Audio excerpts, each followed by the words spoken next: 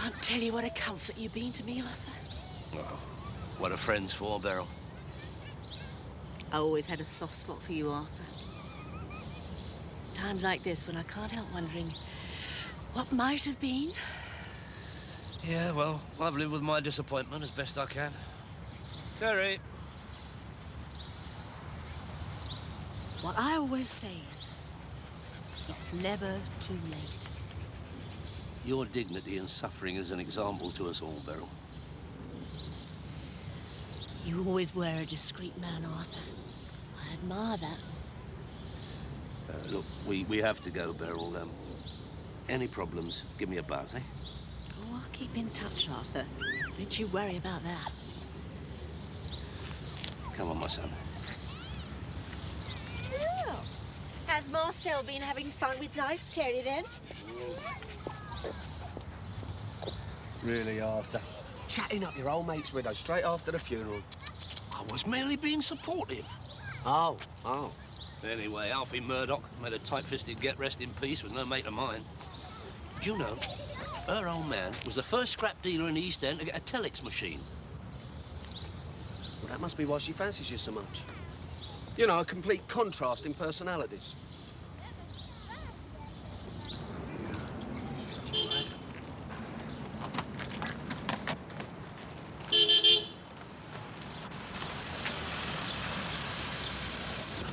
I'm glad you showed Mr. Daly. Who the hell are you? Kenny Hatfield. We had a drink the other night. Oh, yeah. Think it's... Hey. I've brought your flying pig. You what? Don't you remember? Kiddie Trips. You said you was dead interested. I never said anything of the sort. Now, don't say nothing. Wait till you see the flying pig. It's a real winner.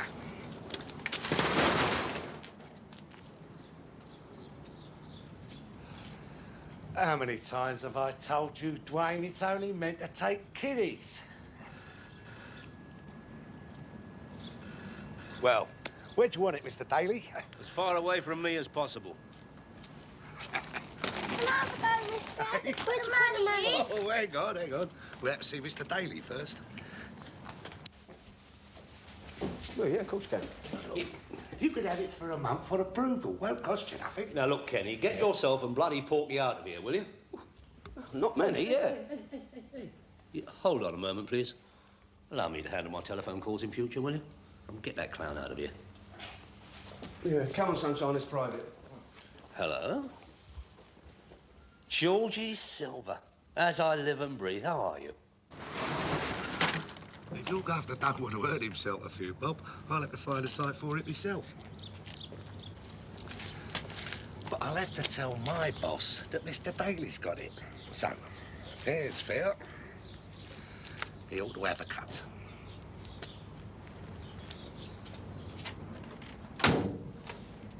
I ought to be able to double that if the weather stays good.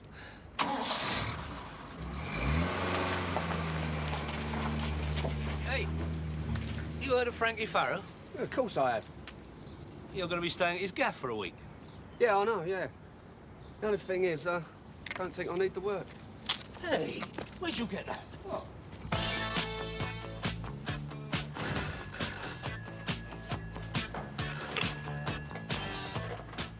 Los Angeles is on the red phone, Mr. Silver. I like this, Terry. I like this very much. This is the sort of area I had in mind for you right from the start. Solo? No, the music business. Listen, you be nice to the geezer. These days, ooh, bleeding nobody, that's who. There you go, there's your money. And that's for the drink. I'll have a large brandy and have one yourself while he's counting. Cheers. God, that Kenny's a scheming little slag. No wonder he shot off like that. Shut off, you had him out on his ear. And he bunged you a ton. Well, he bunged me a ton, to be precise, didn't he? Exactly. Yeah. And how much do you think he's going to be taking out of that thing over a month? 200, he reckons. What, you think he'd do a straight split? Never. I think it'll be twice as much as that. You think what you want, all right? Dave, do you remember old Frankie Farrow? Frankie Farrow? Yeah. Hey, what was that song? Mister, I can put the money in. Put it in. Oh, hang on. We'll have to see Mr. Dale. And the wife used to go for it in a big way. Dream house? That's right. Yeah, that's what he called his house, you know that? Sodding great thing it is. And I'm going to live there for a week. And I. Hey, want no change from that fiver, then? Not a lot. No.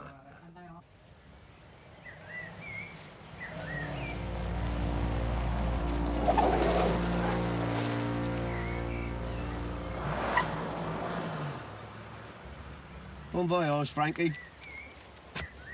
Don't hurry back.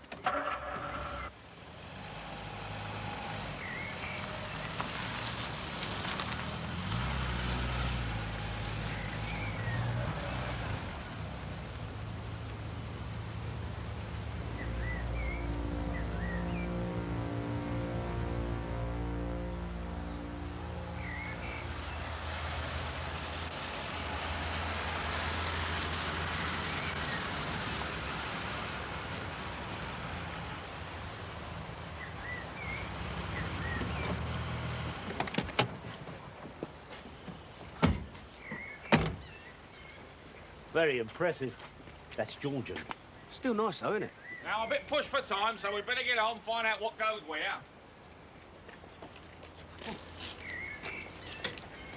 Wipe your feet, Terry. All righty, the grand tour starts here. This is the hall. Dear. Her indoors will love this little lot. Why, can she play? No. She just likes polishing things. Yeah, the lounge. Oh, yes. Oh, look, the man himself. Yeah, painted by a famous artist whose name has unaccountably slipped my mind. Don't exactly look overjoyed with life, does he? No. That is your natural melancholia of the creative artist. Yeah, nicely put, Arthur. Shall we adjourn to the recreation room and swimming pool? Yeah.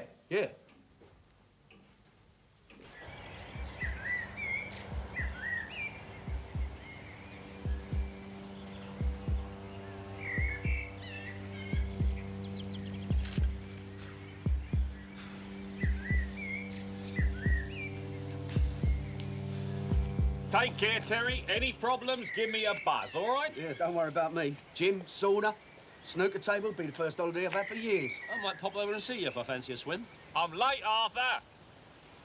Now, look, don't let all the technology frighten you. You know, things like light switches and running water. I'll miss you too. Well, come on. Can't park there.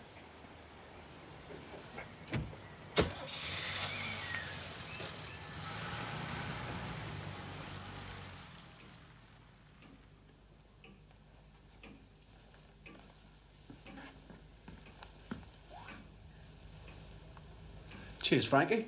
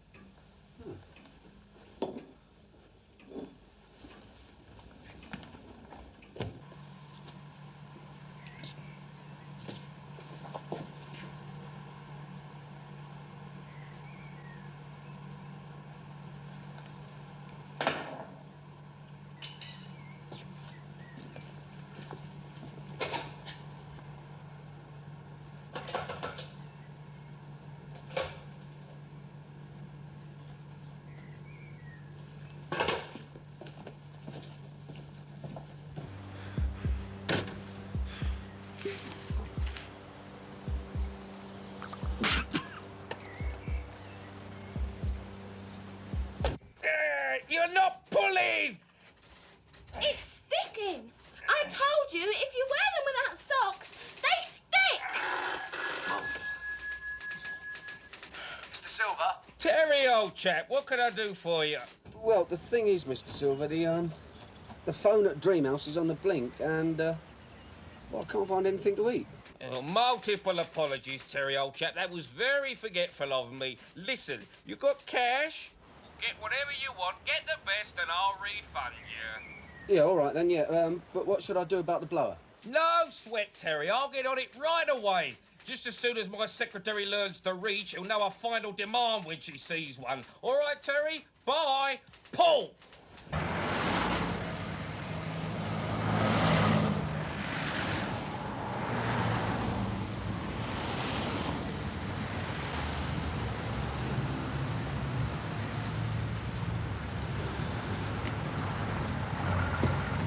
Hello, Kenny. Oh, Mr. Daly. Yeah, that your works canteen, man? Look, Mr. Daly, I'm sorry if you thought I was taking liberties. Let's get in the car and have a chat, shall we?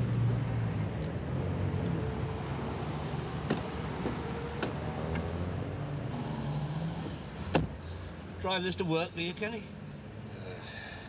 As it happens, no. I've got the use of the van, see? Of course you have, of course you have. You tell me, do you pull that stroke on your governor often? You know, pretending someone's got a kiddie trip on approval and keeping the cash? No, then. Yeah. Well, that accounts for the flash car and the Beaujolais lunches, eh? I'll bung you another ton. No. Tell me, supposing I wanted to buy 10 of these flying what's-its, how does it work? Pay me cash on the nail. I'll get you 10 flying pigs for £3 grand. I sight them, service them, and empty them. The governor collars 20% of the takings, which is all you lose officially. Unofficially, you lose 30 because I take out another 10 to ensure premium sites by bunging arcade managers and so on. Not to mention a drink for myself. Oh, of course, of course. Evened out over the year, you should be recouping 200-300 quid a week. Cash, of course. I'm interested, Kenny. I'm interested. Give me a day to think it over, will you?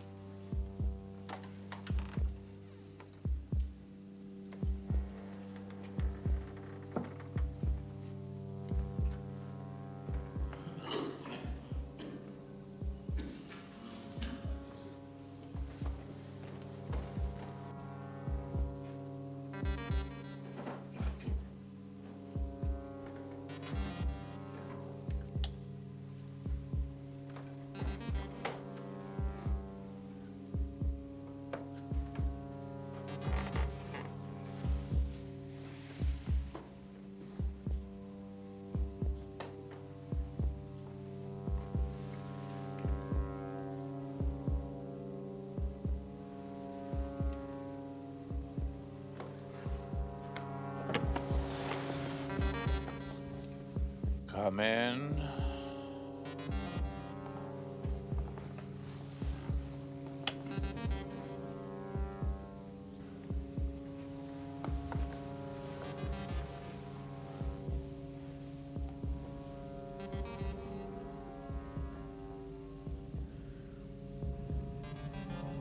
Mr. Farrow?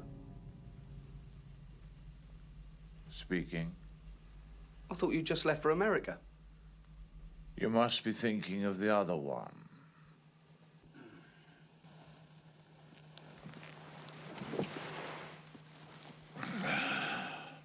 I'm Derek Farrow, Frankie's brother, manager, accountant, wet nurse, highly paid toady.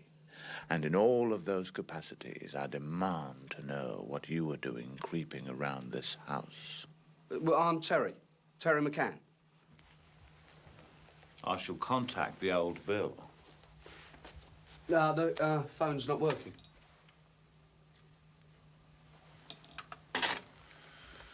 Put the mockers on the phone, eh? Very clever. No. Look, would I be lumbering around like this if I was turning the place over, eh? Me? I'm an Oxford and Harvard Business School man. I move foreign currencies around like some people move mushy peas.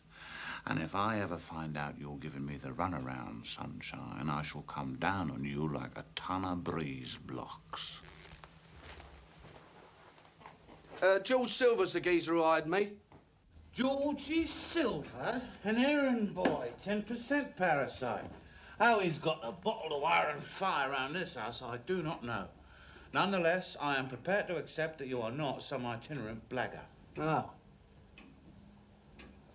Hold on, there's something wrong here. There's something... There was another sofa in here last time I looked in this room. Yeah, well, it's on the lawn. On the lawn? Well, I fancied sleeping under the stars. Anyway, the arrangements of the furniture's none of your concern. Listen, I'm supposed to be safeguarding this little lot.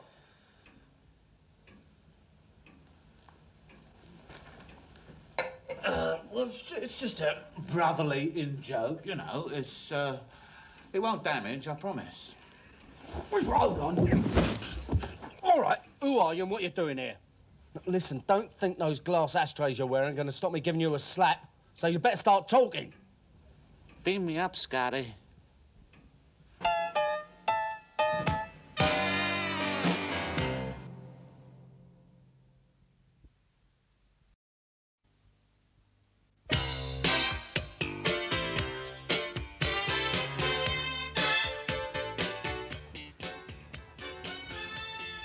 OK, let's hear it. Well, let's see now. It must have been the summer of '76. Frankie just got divorced from his fourth. Laura, I think that was. Mind you, she was in and out so quick you couldn't be sure. Anyway, Frankie and me, we was sitting pretty. I mean, sure, he wasn't at the top of the hit parade anymore, but he could still earn big money in the States. And I'd been investing all of his money for him for years. I mean, I'd made him a wealthy man. He didn't ever have to work again. And then one day, he went to this showbiz charity do. Yeah, and what happened? Sorry, I was just thinking, isn't it absurd that one chance meeting could ruin so many lives? You see, there was this ballerina. I mustn't mention her name, but she's very famous. A foreigner, you know. And Frankie really fell for her. Of course, it wasn't on the cards at all, because he was too old for it. But he had delusions, the old male menopause like, you know. And he had visions of sweeping her off her feet. But you can hardly go sweeping exotic ballerinas off their feet if 3 grown men have been stuffing little bits of you into heavy-duty corset all afternoon, can you? He was really persistent. And eventually she said she'd have dinner with him. But naturally she wanted other people to be there. So I went along.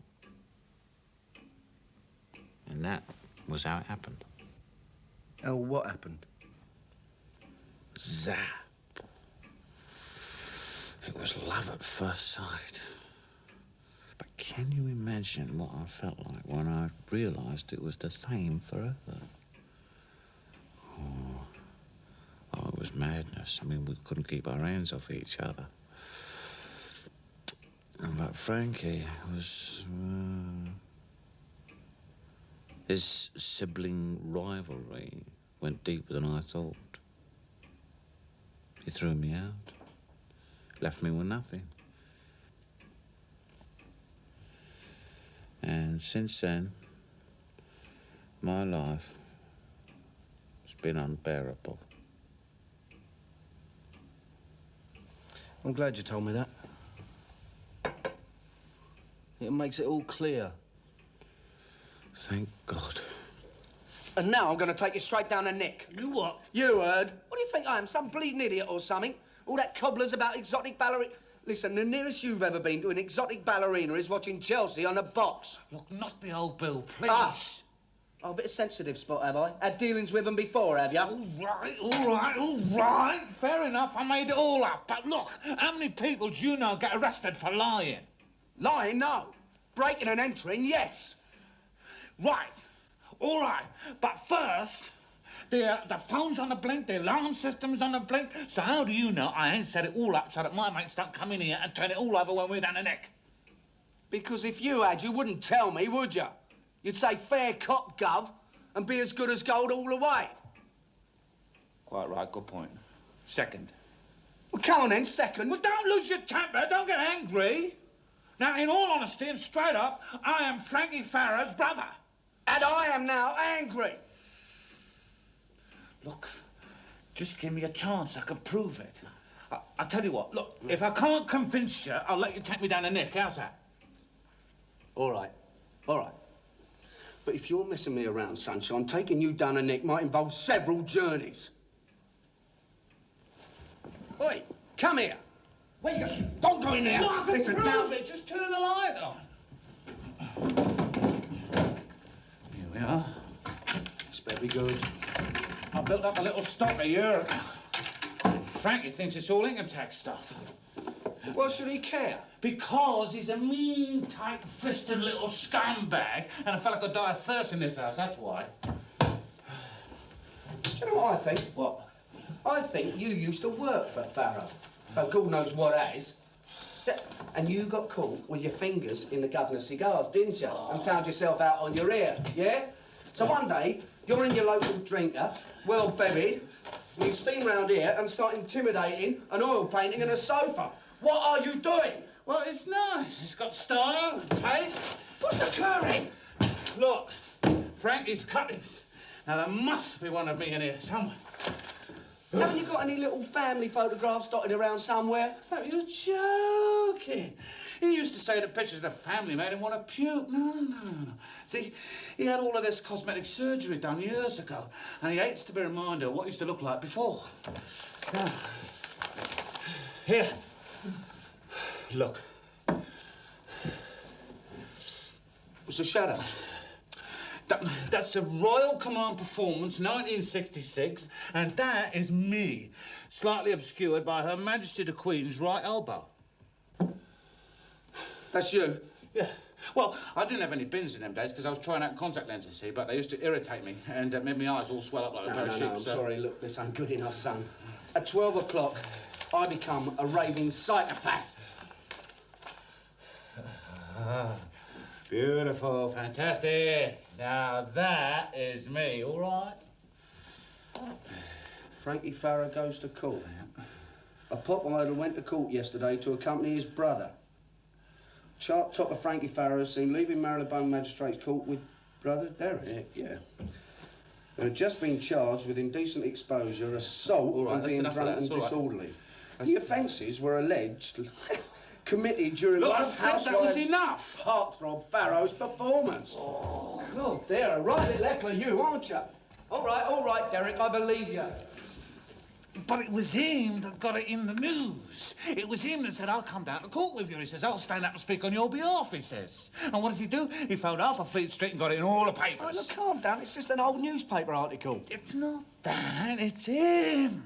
The way the bastard always comes up smelling of roses.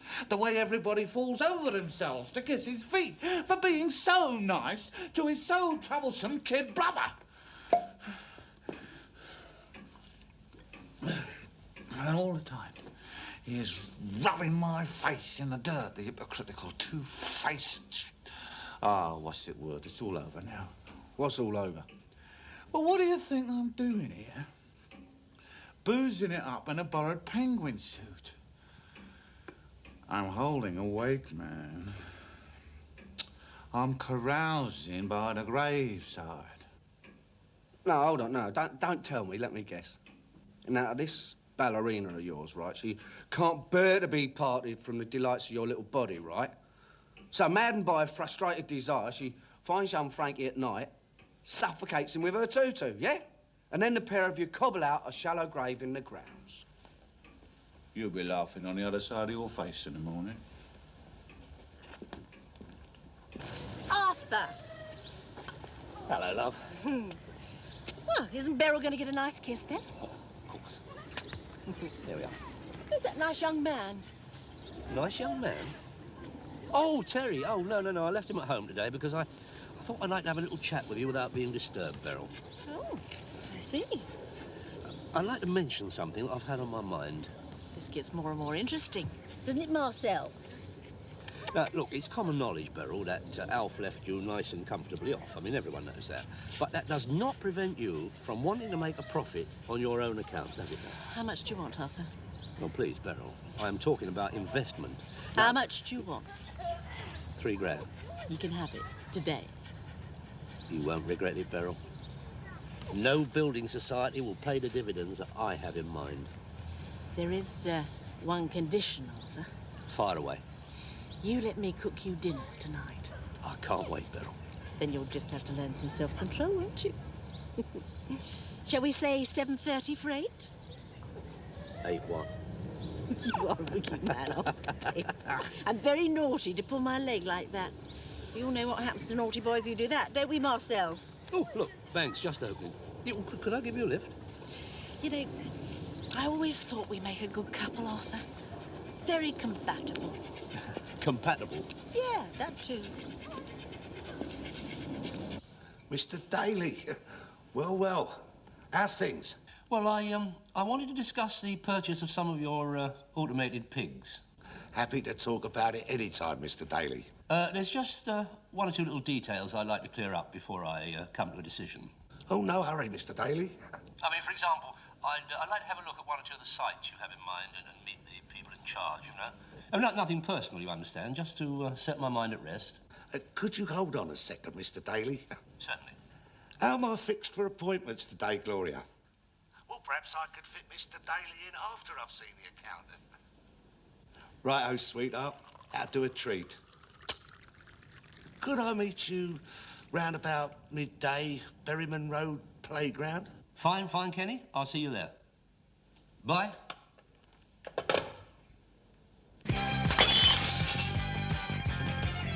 What are you doing, Mr. Silver? Mr. Silver, please stop it! For crying out loud, Georgie, stop it! I want Woodard here this morning. Frankie Farrow is no longer a client of this agency, and the registered company of Frankie Farrow Limited is going into voluntary liquidation.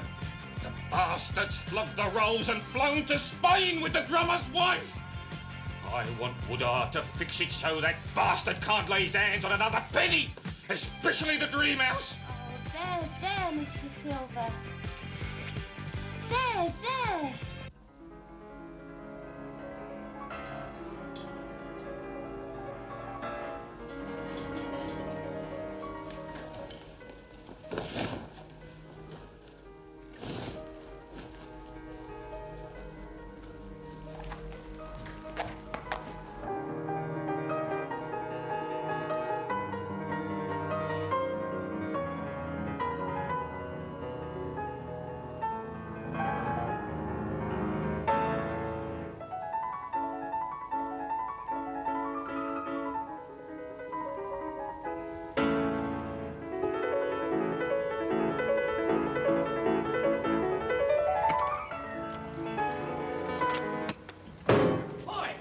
Stop my music! What'd you do that for? Well, you locked me out. I told you I was locking up, didn't I? Bastard. You've been pouring that stuff down your throat all night. But what do you care? I care when you start smashing up the house. Oh, yeah, the house. It doesn't matter if I'm dead or alive, as long as the flaming house is all neat and tidy. You're as bad as my bleeding brother, you are. Get that loud Derek out the house before he does something disgusting on the X-Minster. I've heard it all before. Oh, he wouldn't stand for all that self-pity bullshit either, eh? I like the sound of him more and more. You bastard. Oi! You smash anything else in this house, Sunbeam, I'm going to put you to sleep. Go! Bennett, what's your game? Death to music. No. I'm going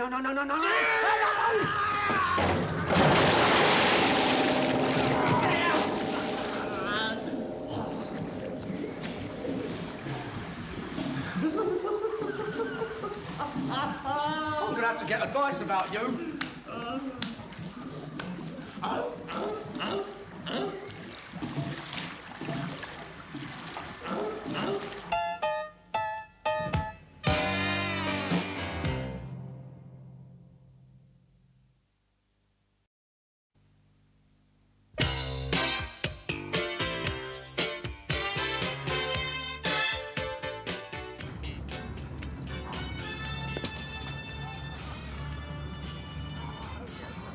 And the Lord said, let there be gloom upon the world, and there it is, lo, Totteridge.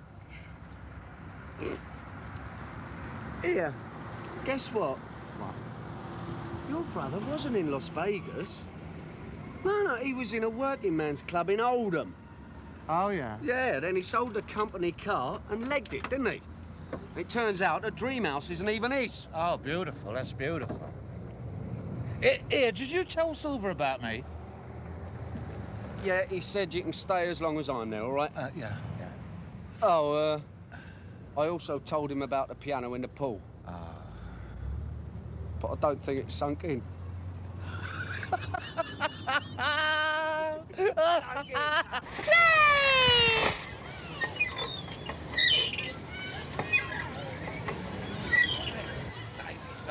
You know, I mean, it gets bored with the swings. Here, sit yourself down here. Here we go. Right, I won't be a second. Will you put your hand on them, rub them together?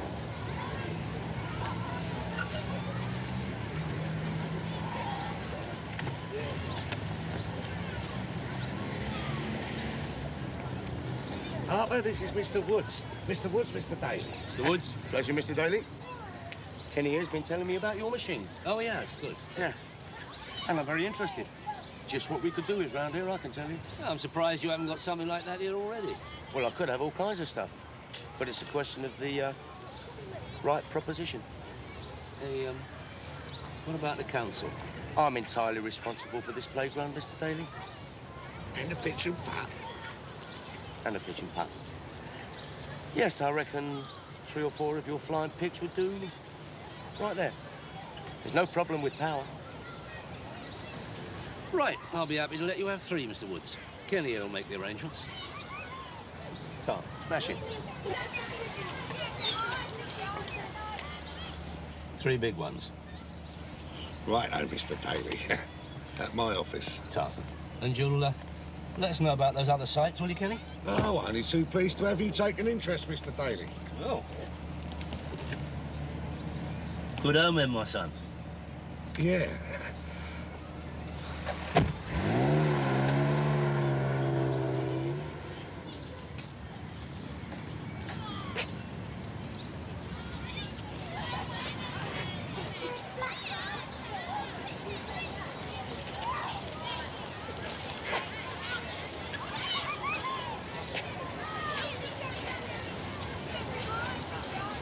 Oi! That's my hat!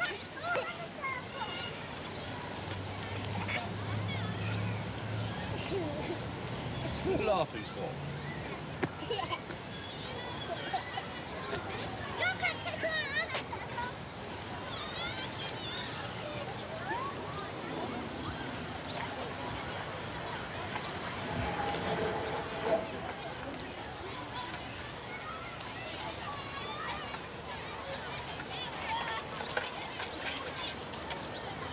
Kids.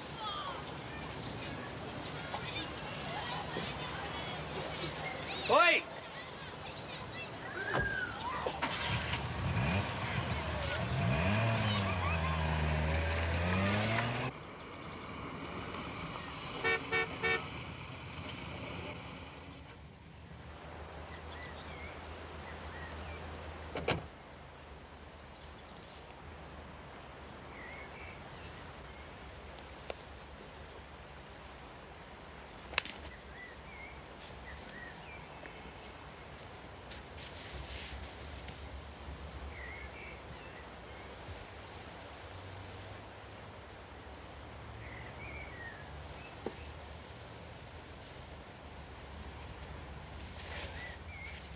Can I help you, gents? Who are you, lad? Oh, I'm the caretaker. Who are you? We're from out of town. No. Hey, what's this piano doing in the pool? Learning to swim. Come on, state your business. I've got a hard day. Flash buggers like you, Mr. Farrer, shouldn't come up north and spend money they don't have, pal. Mr. Farrer's emigrated. We know. That's why we've come to have a look at fixtures and fittings. Ah. No. No, I'm sorry, gents. No, mate. No. Gentlemen, let me assist you to a safer place, please. Really, Terry, you shouldn't let them stand so close to the water. There could have been a terrible accident. Now, gentlemen, a couple of yards further, please. What's your game, cock? I'm sorry. I do apologise. It's just that I thought, you know, with the dark glasses and the way you was creeping around, that you were, you know, blind.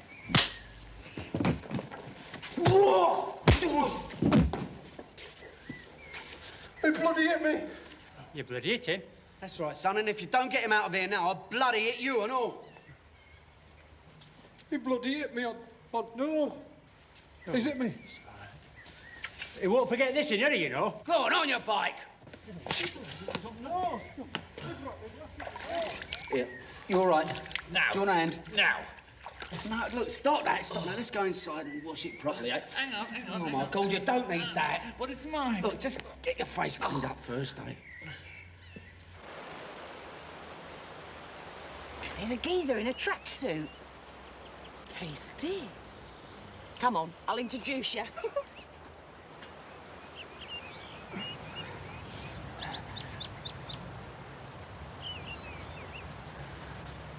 We come to see Frankie Farrow.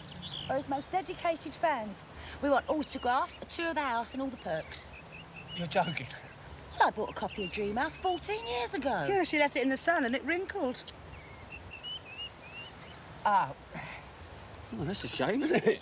Listen, the only thing is Frankie's gone to Spain. I'll tell you what, you could meet his brother, Derek.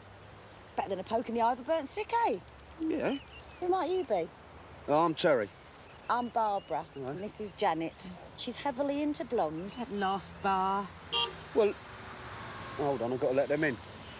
They've come to cut us off. Just like bloody home.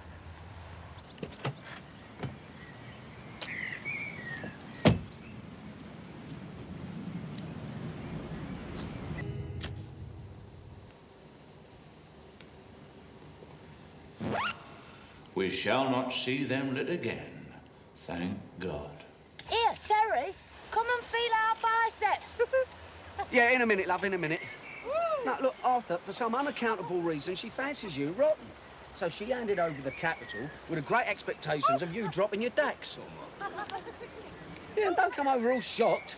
I mean, you were stringing her along, weren't you? Look, if I don't keep her sweet, she's going to want $4 grand from me. Close your eyes and think of England, mate. Hey, you lads, there's trouble at disco, and there's some folks round here saying it'll be closed for good. What's all that about? His brother used to be famous. Dear, oh dear, look at the state of it. Yeah.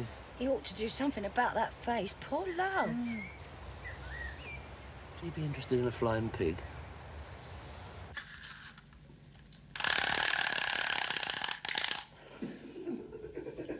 So where'd you two spring from, then? We've run away. In search of romance. You mean sex. I remember that. Run away from what? I've run away from Neville. She's running away from Dave. 'Tis Dave, isn't it? I think so. I've hardly seen him since he bought that greyhound a couple of years back. Just the odd whiff of dog food as he passes me on the way out. It's funny how you suddenly notice things that have been going on for years. I suddenly noticed I've been married to a man who wears socks with his sandals. I mean, grey socks and all. So we've left the kids with my mum in order to enjoy our unofficial holiday to the full. Well, you might as well enjoy it to the full here, eh? I am. There we are. You'll do. You will stay to dinner. Terence went and done the shopping.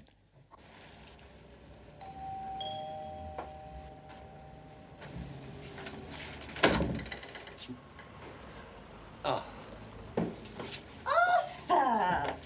Oh, flowers. This is my youngest, Bernard. Oh, how do you do? Oh, thank you, Bernard. Come through, Arthur. Have a little drinky. This is my second youngest, Stanley. Stanley? Oh, sorry, dear, but... Campari and soda, please, Bernard. Arthur? Oh, vodka and tonic, please, Bernard. Thank you. Excuse me.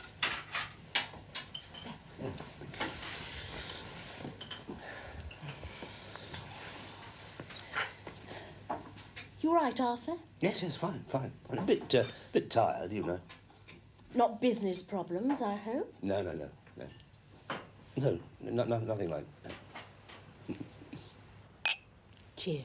Cheers. Don't sulk about the boys being here, Arthur. I'll get rid of them as soon as we've got everything we need. Here you go. I prefer baked beans cold myself. With brown sauce. Brown sauce, there you How Frankie used to avoid baked beans like the plague. See, he used to get so nervous when he performed live that he used to break wind uncontrollably. And the band had to play twice as loud to cover it up, so he used to sing twice as loud to cover it, you know, get it out. I'm coming to find you, Arthur. Arthur?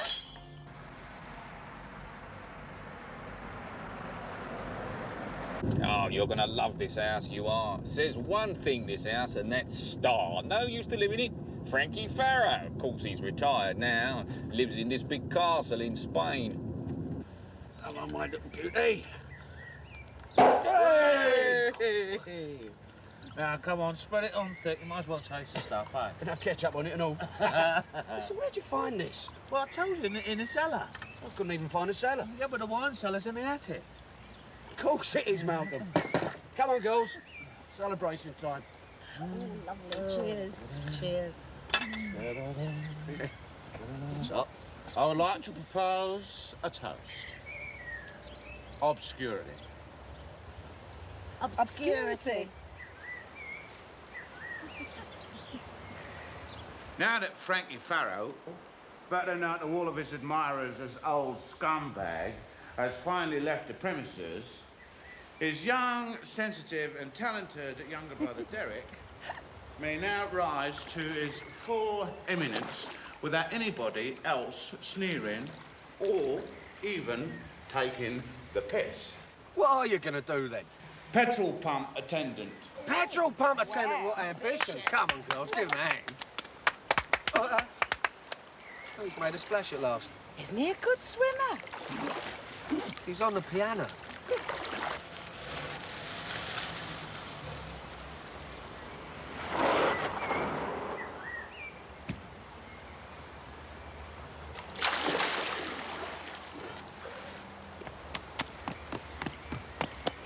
Beryls, boys, I had to do a runner last night. What'd you bring him here for? Well, you're supposed to be my bloody minder, aren't you? Oh, Mum wants a word. No, don't touch.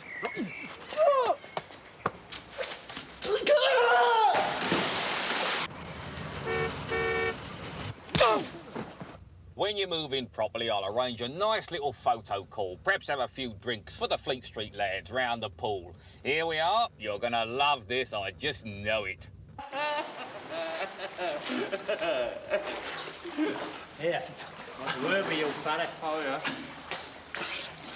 yeah. Hey, hope you've whipped me, bloody court! Stuff. Here, pal. Wow! Terry!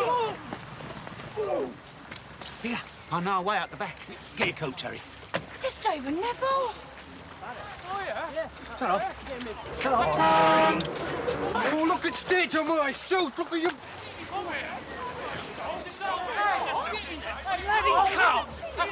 Well, that's really green, man.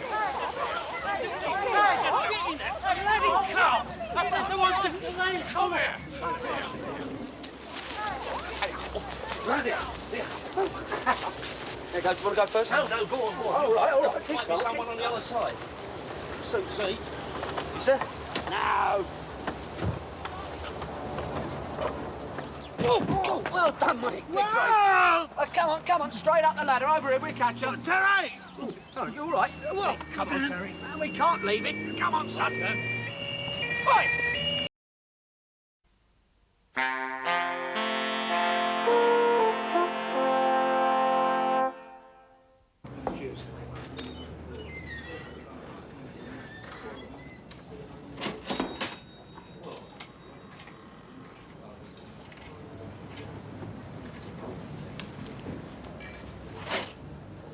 Who's been a naughty boy, then?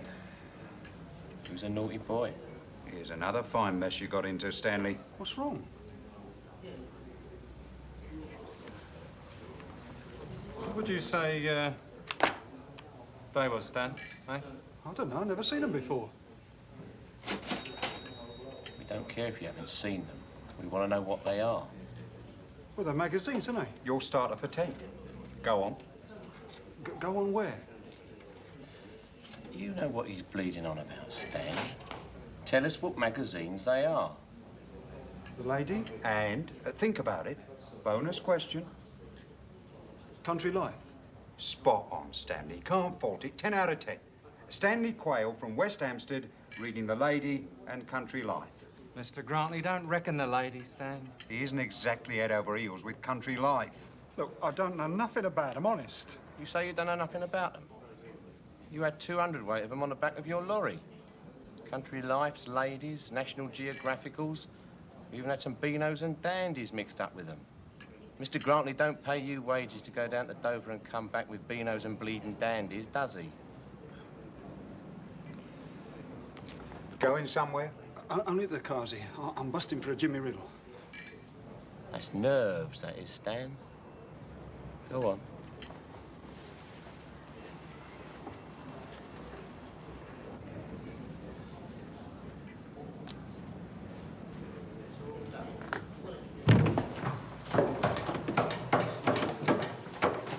Air conditioning, not all that. Or was you thinking of nicking off somewhere, Stan? No. Well, I wouldn't. Not if I was you.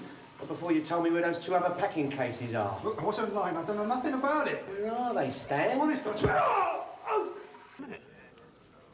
Yeah, if I'd... No, all right. Yeah, I'll give you a ring next week sometime then, shall I? Yeah, cheers. Have a nice night. Just been given a bleeding elbow, haven't I? I can't win them all. I'd like to win a couple now and again. What's that? Good on. What a life. You'd think his VAT man just had a heart attack, wouldn't you? Oh, it's a big day tomorrow. Wedding bells for Arthur's niece. This is a colleague of mine, Darryl. Did you get an invite? No, I'm keeping a low profile. Don't want one of those, no thanks. Yeah, well, that's the mug. Poor sod doesn't look as though he got it in him, does he? Are you sure you're not on the official guest list? I'm absolutely positive. Surely his Dibs has rode you in for some simple little job. No. Terry, have a word, my son. I wouldn't count your chickens, Terry. Bring a drink over. What do you want? Lager. The usual for me. The usual for him. I'll have another one of these. No, you can have this one. Ain't been touched. There you are. This is the lucky lad who's got it all to do tomorrow, Terry. Darryl Emsworth. Terry McCann. Mr. Daly's been telling me. Terry's solid gold. 24 carat, right through. Mr. Daly, can you tell me where to find the toilet? Well, there's nothing out of order, son, is there? You feeling a bit Uncle Dick? Oh, no. I just want to use the toilet. Oh, well, that's all right then. Yeah, through there, behind the curtain. Oh, right. There you are. There we go. Nice lad. Well, looking forward to tomorrow, Terry? Yeah. We nicked a point off him at home, you know. Could get to tomorrow. The wedding, Burke. Someone getting married? Darryl's wedding. Darryl and Trina. Oh, my God, don't say the GPO's cocked it up again. Your invite is stuck in a post somewhere. No. Yeah. Oh. Still, not to worry, eh? I mean, I was never very good at those big occasions, you know, chit-chat speeches and all that. I'd be better off down with the chaps at Craven Cottage. What, and let my little Trina down? Eh? What is my little Trina going to say if she thinks on the most important day of her life, you are giving her a blank? I don't even know her. Not personally, no. But you have heard me talk about her. When? Just now. What about Darryl? What about Darryl? Oh, I've been singing your praises to him all the way from the station. Do leave it out, Arthur. No. Leave nothing out, Terry. He is relying on you. Hey? And me. And you will be doing me a favour, which you owe me, and enjoying yourself. I mean, that can't be bad, can it? Doing what? Spending a 10 spot. Oh. What, you mean you're going to give me a tenner to spend? Terry, this his stag night, isn't it? I mean, I was going to show him the bright lights myself, like this big business deal cropped up. No, Arthur, look, are you suggesting that I'm No, take... Terry, every man is entitled to his stag night. Mm-hmm. It's like a condemned man's hearty breakfast. Oh, my stag night was a corker, I'll never forget it. I ended up at 3 o'clock in the morning. Oops. Oh, never mind where I ended up. But the point is, I don't want Darryl turning up at the church in the condition I turned up in. Her indoors has never forgiven me. After all these years, it still rankles. So you... Oh, Darryl. You look after Darryl tonight, eh? Where's your drink? Oh, it's over there, Mr. Daly. Oi, it's Friday, isn't it? Yeah, it's Saturday tomorrow. Yeah, I've got to make phone calls, I've got to arrange to meet people, you know what happens on Friday nights. I mean, the good Lord did not put me on earth to be a nursemaid, did he? Oh, no, Terence, please, do not let us bring him into the argument. The good Lord created us all in his own image, right? And then he dotted your card, as he dotted all our cards. But he dotted your card, minder. And that is your role for the night. Darryl minded. Where am I supposed to take him? Well, just see that he enjoys himself. Within moderation, you know, drink, yeah. Nightclub, yeah. Dodgy saunas and massage 2 floors up, ring bell and wait is definitely off the menu. And you expect me to do that with a tenner? Nah, it's a score or nothing. Oh, no, Terry, I'm sorry. 25 is absolute top. Right, done. 25. Good deal. Thank you very much. Eh? 25. Oh, all right, then. You know, I'm going to have to love you and leave you now. You off, Arthur? Dave, you're not coming dressed like that, are you? Don't worry, I've got all the gear. Oh, good. All right for some? No, 25, right? Oh, yeah. Oh, yeah. Take care, Darryl. Oi, where's he stopping? Joe, didn't I mention? Be all right if he crashes down at your place tonight? I've only got one bed. No, Darryl'll be no trouble. I mean, it would be more convenient if he kept to your gaff tonight, because when you're on the shuttle in the morning. Is there something else you've forgotten to mention? No, Terry, I assume you will be picking up the bride and groom and dropping them down. Oh, no. Saturday, innit? Yeah. Yeah, well, Saturday's football, innit? But, Terry, how are they going to get there? Well, I don't know, get them a minicab. Minicab? Terry, her indoors is all set on society wedding. She goes spare if they turn up in a minicab. And look, I've got a princess all laid on. Terry.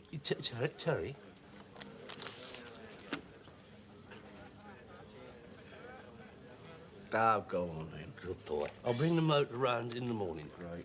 See he gets his beauty sleep. Yes, sir. Where are we going then, Terry? Where'd you fancy? I don't mind, up to you. But can we go on underground? I like underground.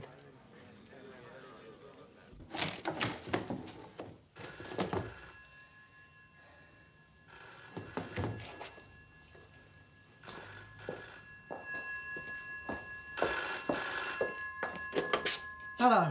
Hello, Rich. Oh, God, Stroop, you did not make me jump, Arthur. I'm on my own. Wasn't expecting the phone to ring. Yeah, sorry, Reg. Sorry to bell you tonight, but I thought I'd better check that the deal's still on. As you see, it'd be difficult to ring tomorrow. I've got a wedding in the family. Yeah, of course it's on. I don't go back my word off, you know me. If I say I'll do a thing, I do it, son. Hang about a second, Arthur.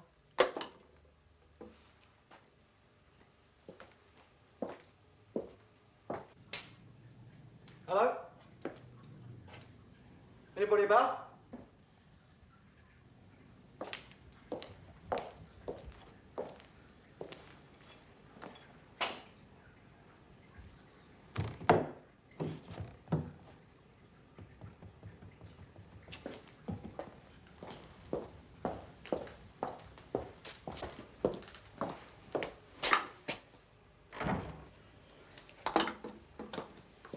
Reg? Hello, Reg?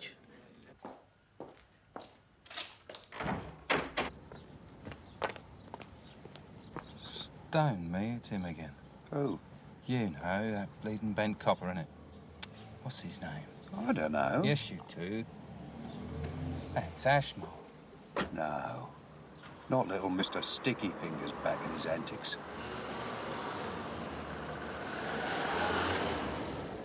That's all we need. We've enough problems without bent filth. Arthur? Everything okay?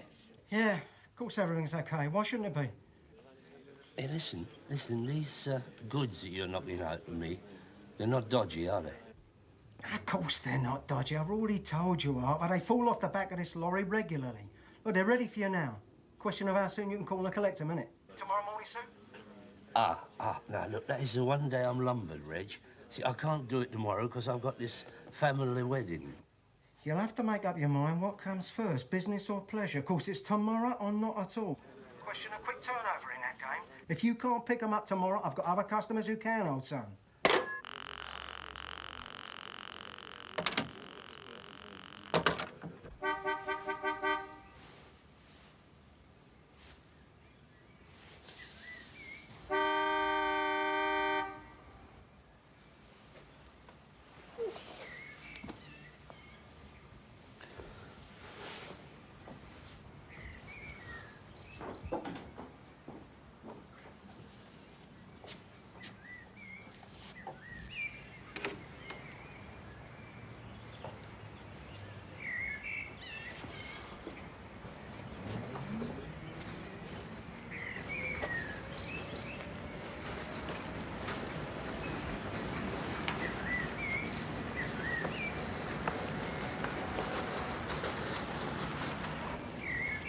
What do you think? How'd you get the coffin in? Well, never mind the fun. That is a very valuable vintage limo.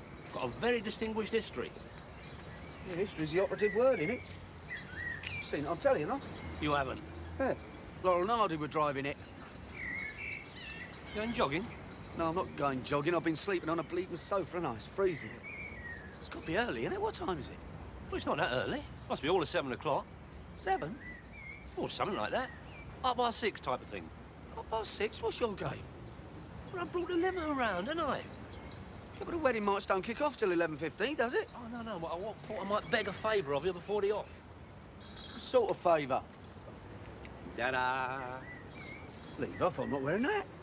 But it's a church wedding, Terry, with a proper vicar and an organist. I mean, a chauffeur's hat would look right. Well, let him wear it then. Oh, no, Terry, please. Get off! No, I don't care if it's Westminster Abbey and the Archbishop of Canterbury refereeing. I'm not wearing that. Put it back. So what's this favour? Oh, I just want you to pick up some books I've bought. Books? Yeah. I don't suppose it occurred to you to put the kettle on, did it? Come on. It's 6:30.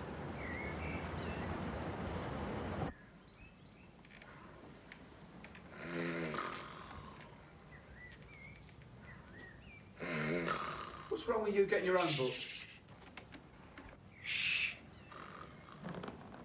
Keep him well, isn't he?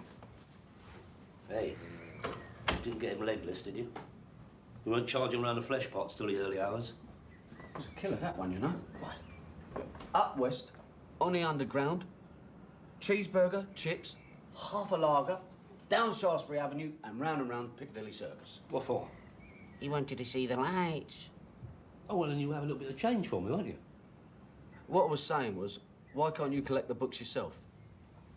Oh, be reasonable, Terry. What, a day like I've got? I mean, that's why I've come to you at the crack of dawn. I mean, I'll never be able to get out again once Sir Indoors has woken up. No cigars, not this time of day.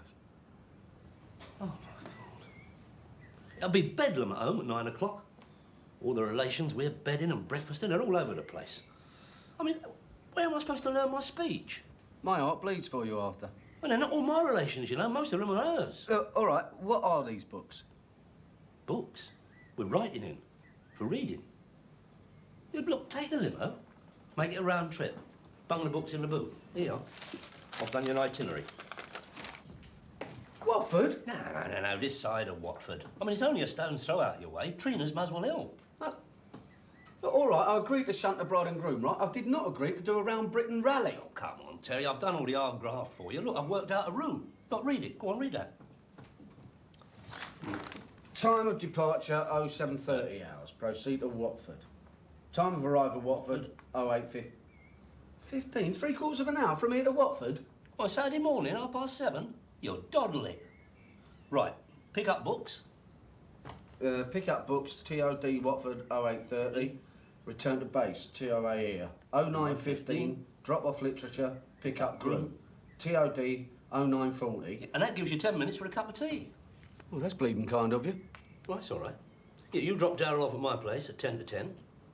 Put your foot down, order back doubles, Muswell in no time. Pick up Trina, 10:30. Gives you all the time in the world to get to St Thomas's for 11:15. I'll see you there. I suppose you don't want me to drop into a car wash on the way? No, don't do that. You ruin the white ribbon. You're being sarcastic, aren't you? Listen, this place in Watford, what is it, a bookshop? Well, no. It's not exactly a bookshop as such. Well, what is it exactly as such? More your marriage guidance, you know, sort of marital aids establishment. A sex shop? You mean they're porno books?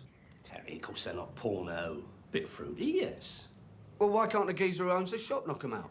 Because he don't deal much in books. He sells thingies, you know. I mean, he is holding these few books that came off the back of a lorry. Oh, this gets better and better, doesn't it? Not only are they porno books, now they're bent porno books. Oh, trust you to get the wrong end of the stick. Look, there are these few books, what this man wants to get shot of. I have Soho contacts. It'll be a quick turnover job. I'll be rid of them by tomorrow morning. You make sure you are, because I'm not driving around with them for the rest of... Oh, morning, Mr Daly. Morning, Terry. Oh, mate. Morning, Darryl. Sorry, did Terry wake you up? Well, this is the day, my son. Live every second of it, eh? How'd you like to start with a nice cooked breakfast? Terry here's a dab hand to fry up. Do what? Oh, yeah. No. Perhaps on second thoughts, better not. Don't want you going down with heartburn, do we? No.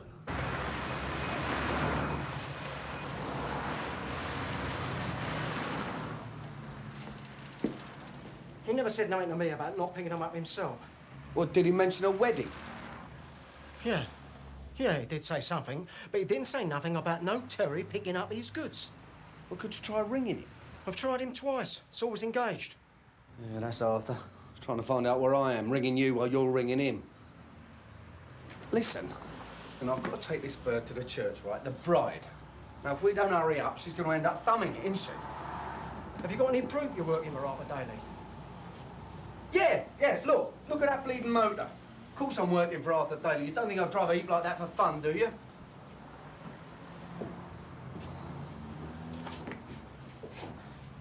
I'll tell you what, drive it round the back, right? First left, then left again, and Raymer can load it up. But you do not drive it away from here until I've had a word with him, OK? Yeah, that's fair enough, yeah. Just let's get moving, eh?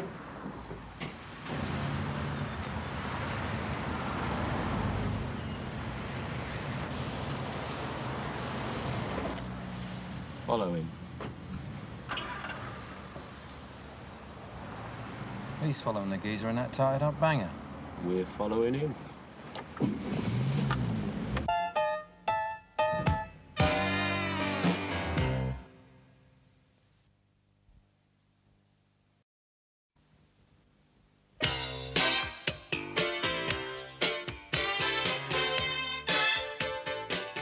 I know about the bridesmaids' poses. It's not the bridesmaids' poses I'm ringing up to complain about. It's the individual carnation buttonholes. Stop shooting those balls all over the place.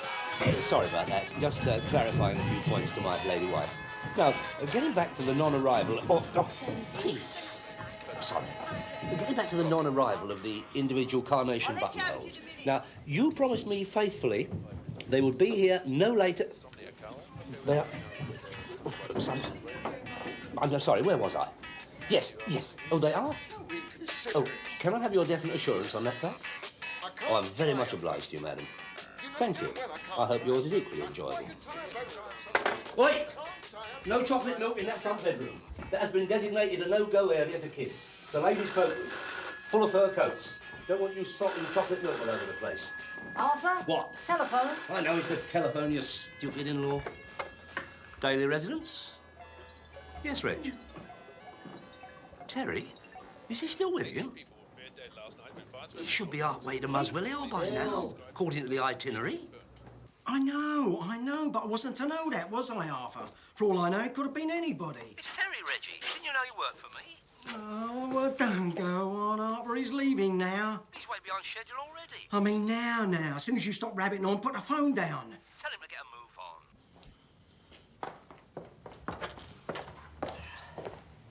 Hold on. Oh, what's all this? What, Arthur asked me to get for him? No. No, it should have all been stacked in a boot. He has stacked up the boot. Wouldn't all go in. But they're supposed to be books. They are books. They're not, they're magazines. Same difference. God. Oh, my God, that's disgusting. Magazines are books. It's all something to read. Or look at. No, look. This is a wedding motor, isn't it? I'm supposed to be taking the blushing bride to the church. And she will have something to blush about. She cops an eye full of one of these, won't she? No. Look, you'll have to unload them. Look, that motor was loaded up on Arthur's instructions. And if Arthur wants it unloaded, then Arthur can unload it himself. All right, can I use your phone? Be my guest. I don't want them. They're Arthur's books, bought and paid for. You can't unload them here.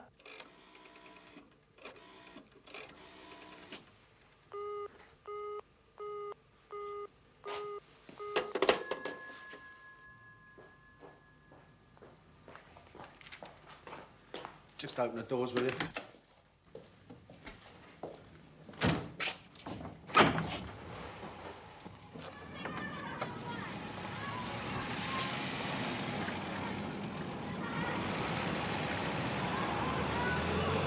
What do you expect for his money? First editions of Lady Charlie, autographed copies of the Kama Sutra.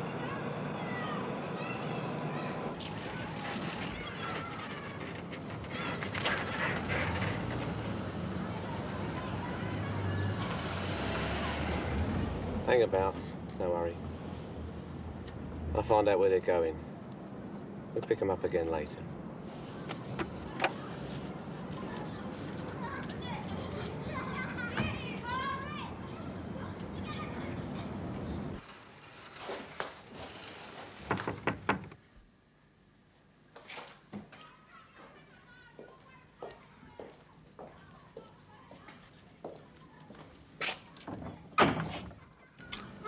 Oh, excuse me, Reggie Reynolds, is it? Who wants him? Oh, friend of Stan. Stan, the lorry driver. Wants to see you, Reggie. What about? Where is he? Oh, God. Don't say you haven't heard. He's in the hospital. Hospital? What's wrong with him? He's had to have all his face stitched. He was in this accident. Accident? What sort of accident? A driving accident? Did something hit him? That's right, Reggie. Something hit him. Me. I should get back behind your counter, Sonny, if I was you. This ain't any of your business, is it? And oi! I wouldn't go doing anything stupid like trying to phone the law. Know what I mean? Smashing. We understand each other then. Now piss off.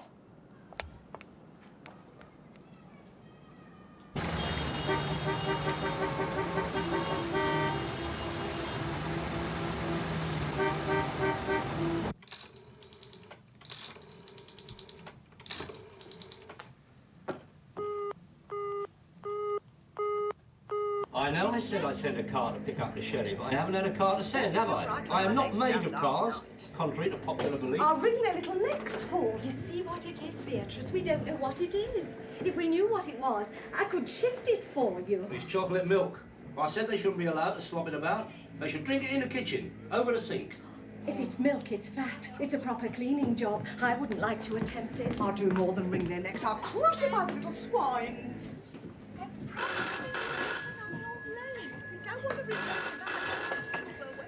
Daily residence. Terry? What do you mean you won't have time to pick up the bridegroom? You should have picked him up already. Where are you?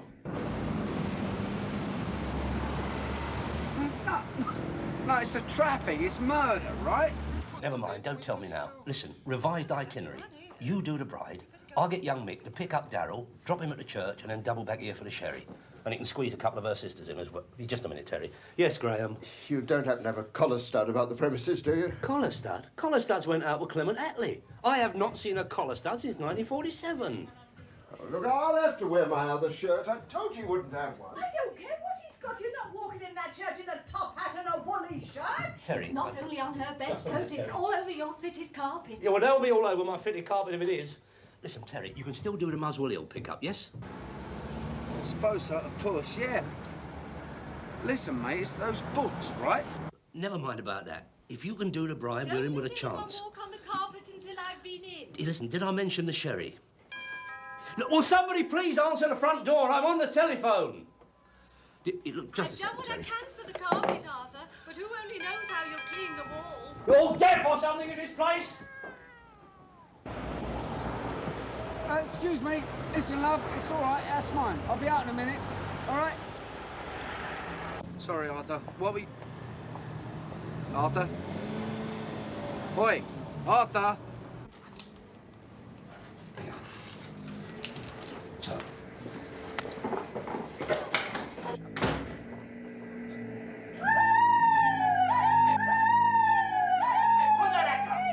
Stop playing with that. Jason, Tracy, stop playing with Uncle Arthur. Playing with them. Get going, all right, Arthur. Of course it is. Terry, look. Terry?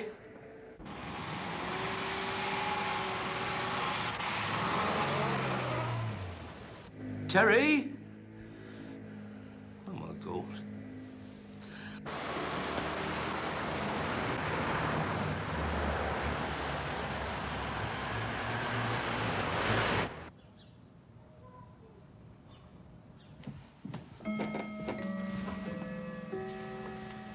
You look a picture. Don't worry, love. It must be on its way. If there were any major hang-ups, he'd have given us a ring. It's all very well you saying don't worry, Dad. It's not your wedding. Where do you think it's got to? I've told you, it's on its way. If it's down to your Uncle Arthur to send a vehicle, he'll send a vehicle.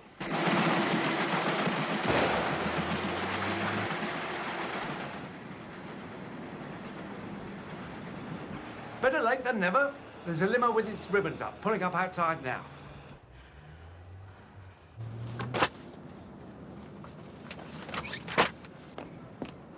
Transport for the bride? Yeah, that's right, Chief. You better wheel her out. I'm running a bit behind time. Have you got room? Oh, yeah, there's stacks of room, as long as you don't mind sitting in the front with me. Where do I fit in? You? Why? Who are you? I'm Mr. Ellaby. I'm the father of the bride. Well, nobody said anything about taking the father of the bride. It's been an oversight, then, because the bride's father always journeys with the bride. Always. It's traditional. Look, just tell her to keep calm, right? I'll shuffle things about. But don't panic, that's all. And I promise I'll get you there on time, all right? We'd be extremely grateful. Did anyone say anything about 2 crates of medium sweet sherry?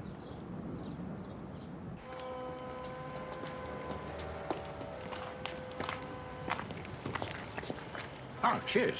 Bride or groom side? I'm neutral. Friend or relative of the bride or groom? I am the bride's uncle's business associate. Oh, either side. Business associate. Not many. Come on.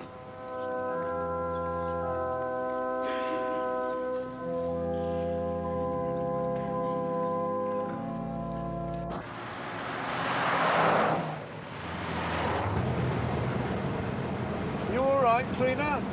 Wonderful. Won't be long now, if the lights stay with us. Oh, they won't be going into church with us. They'll be going on to the reception. They're to toast the health of the bride and groom. We're having a sparkling rosé at the luncheon, but that's arriving with the caterers. Terrific.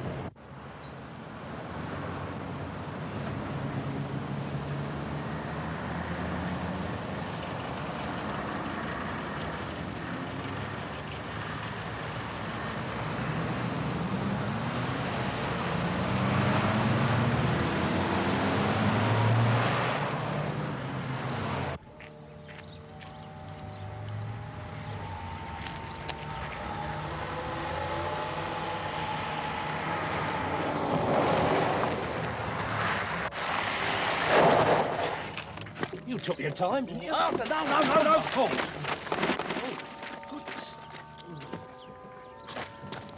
You see to them, I'll see to these. Right. Arthur! Sorry about the sherry, Malcolm.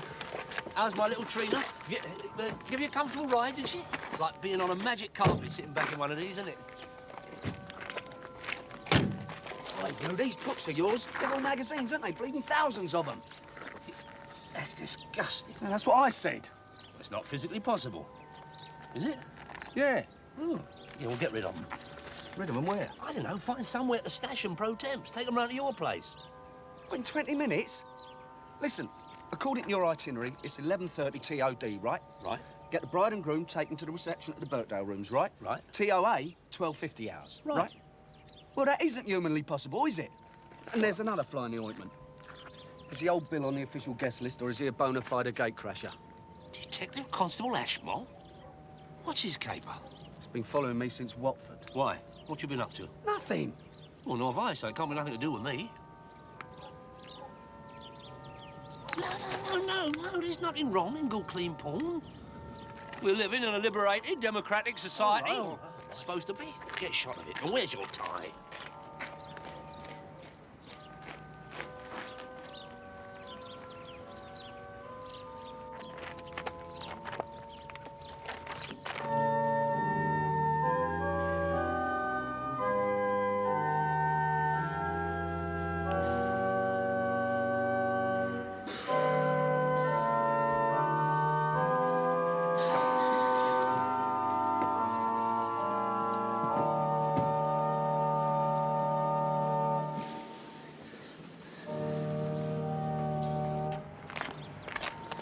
Right up green size. CID.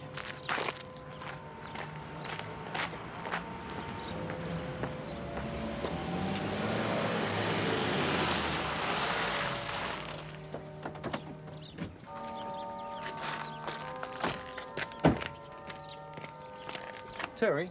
Yeah? Oh, there's a mate of yours here, Reggie, wants a word. Reggie here? Yeah. He's in the back.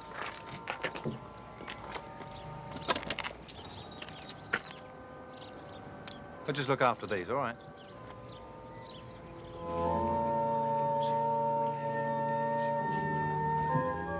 Excuse me. Pardon. Sorry. Excuse me. Many thanks. Morning, Mr. Daly. Unexpected honour, isn't it? I wondered if I might have a word. Leave it out. It's a bit inopportune.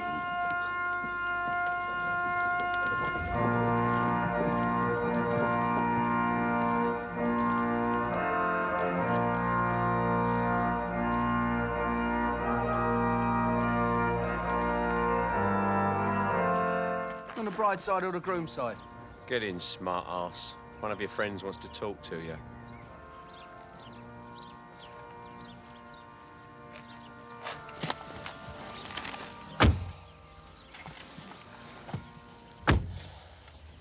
Bit of a hard bastard, are you? I've been known to go a bit.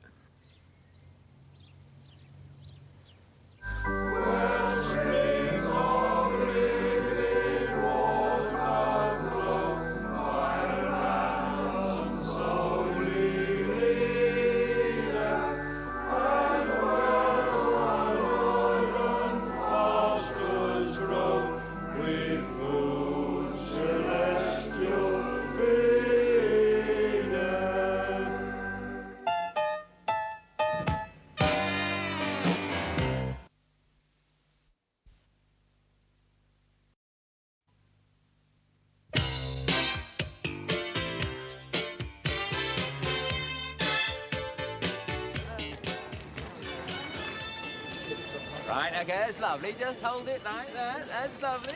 Just a bit closer together. That's very good. I like that. Yeah. Looking lovingly. Really lovely. Come on. Okay, right. Now, that's great. Perhaps we'll have a few group shots now, eh? Yeah, immediate relatives and family. That is immediate relatives and family of the bride and groom. Daryl's mum and dad over by the groom. Malcolm, your lady over by the bride. Graham over there with Maud. And Beatty and Detective Constable Ashmore. No, carry on, Lee. don't know what you want, Mr. Ashmole, but if you are immediate family, I'm filing for divorce. I'm trying to contain my patience, Mr. Daly, which, under the present circumstances, I'm finding very difficult. I'm still waiting to have a word. What, now? Now.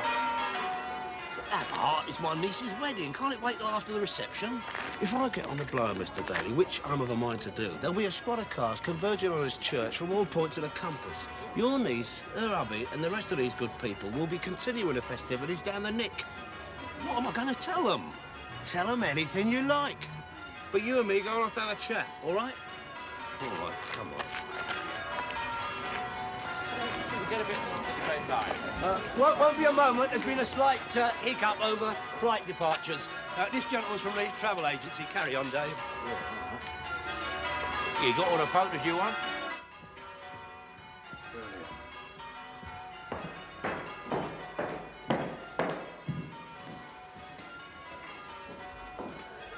Right then, Mr. Daly. No, no, don't you write that, Mr. Daly, me, Mr. Ashmole.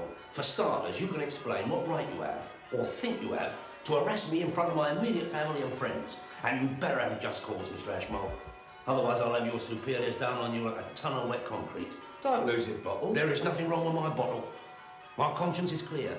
Is it? Crystal. Oh, forgive me for saying so, but you must have a very short memory, Mr. Daly. May I be allowed to jog it for you? Does 2 packing cases full of obscene publications ring any bells at all? Obscene publications? 2 packing cases full. The ones your sidekick has been humping round all morning in a vehicle disguised as a bridal limousine. That is a bridal limousine. Oh, you do admit then to a knowledge of possessing this obscene porn? Oh, they're not all that bad. Bit fruity, yes. Fruity? It's downright degrading, disgusting filth. And you're conveying it not only on the public highways, but parking it outside the House of God. That's not only handling obscene publications daily, it's sacrilege to boot. You're for the high jump. Look, Mr. Ashmole, I can stand a bent copper, but what I can't stomach is when they're holier than thou. All right, all right. What's it going to set me back? Are you trying to bribe a plainclothes officer, Mr. Daly? Look, I know you, Ashmole. You know me. Normally, I wouldn't give you a brass farthing. Come on, how much am I in stock for? Dealing in obscene porno muck. You could get 6 months. Come off it. Get any of them books in a dozen shops in Soho. £100 fine would be about the worst, and a good solicitor will get me off. Nah, you set me up for this. You nobbled me at a time of maximum embarrassment and inconvenience. All right, fair enough. You win. Just this once. You are trying to bribe me, Mr. Daly. How much? How much you got? The photographer's finished taking the photographs, Mr. Daly. Oh, I'll be there in just a jiffy, Michael. Just lobbing this gentleman a surcharge for the airfares. Right. I'll be honest with you, Mr. Ashmole. I laid out 250 for them books. I'm hoping to unload them for 500. I'll give you 2.5 and forget my profit margin. 250 quid to pervert a course of justice? That's all I got on me. I'm not going to haggle with you. It's a take it or leave it job. I'll take it. Listen, he ought to see a quack. He could do with some stitches. You're his medical consultant, are you? Keep your face shut. I'm not able to organise a piss-up at a brewery. Well, we haven't all got your managerial expertise, have we? Darryl, Trina, you should have gone off in the leading car. To be first at the reception, receive the congratulations of the arriving guests. He won't take this Uncle Arthur. He says he's waiting for you. Mr. Daly? Who are you? Relief driver, Mr. Daly. Relief?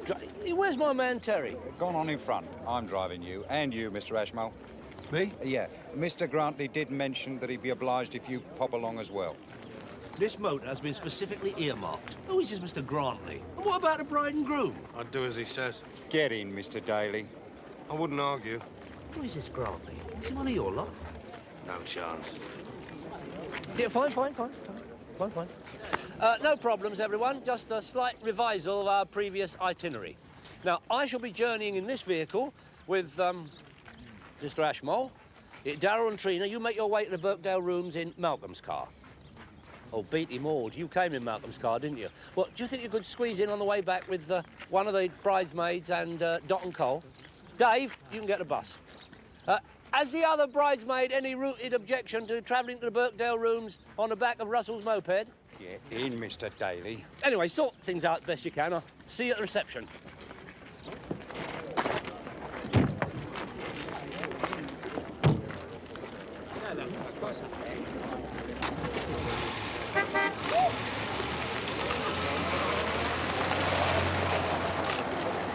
Lovely. Great. Do you think we can have a smile now?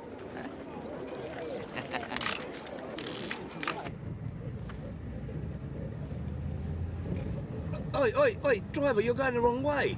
Birkdale Rooms is in the other direction. We have to pay a visit first. Mr. Grantley wants to see us. Who is this Mr. Grantley? Who's Mr. Grantley? He's the top man, isn't he?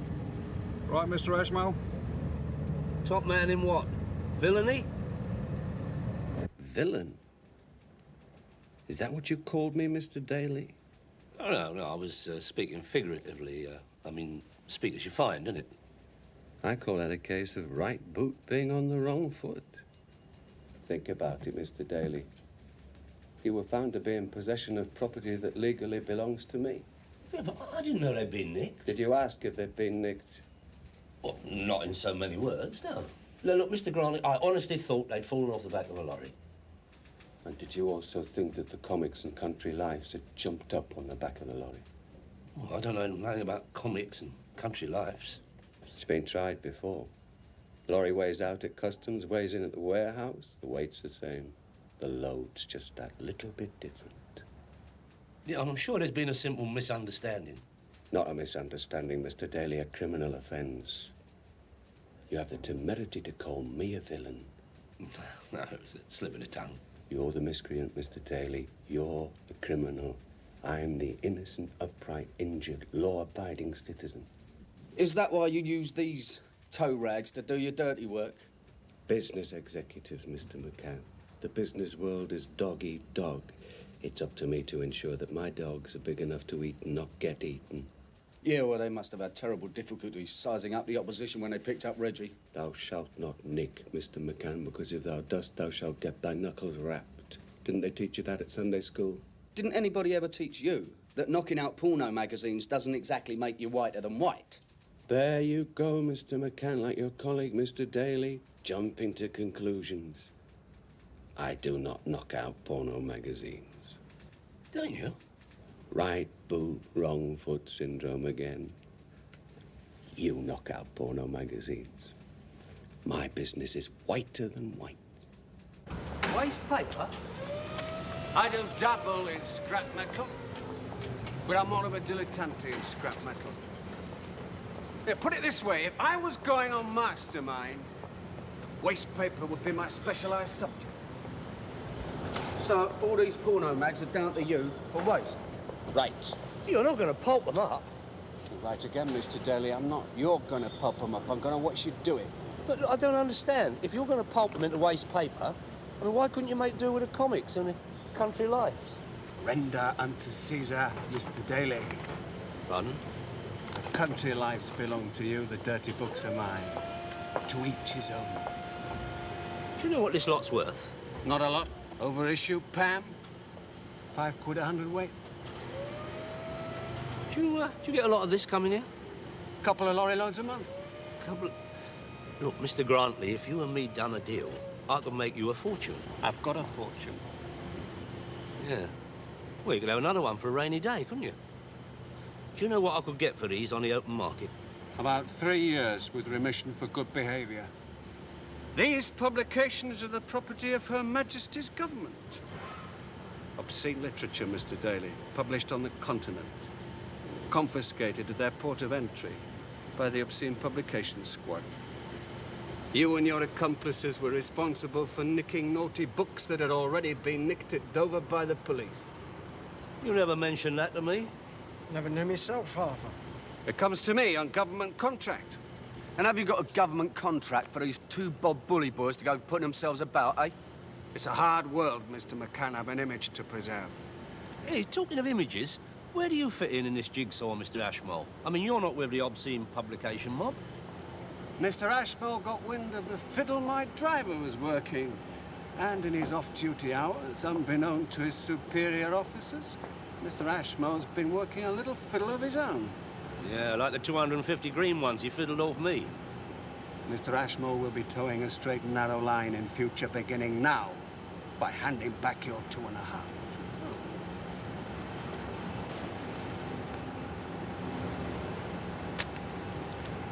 I have overheads, Mr. Daly. I've had 3 highly paid executives on this one. They have to have their wages. I hate leaving filth like this around over the weekend. You never know what dirty, evil-minded so-and-so might try to get his hands on it.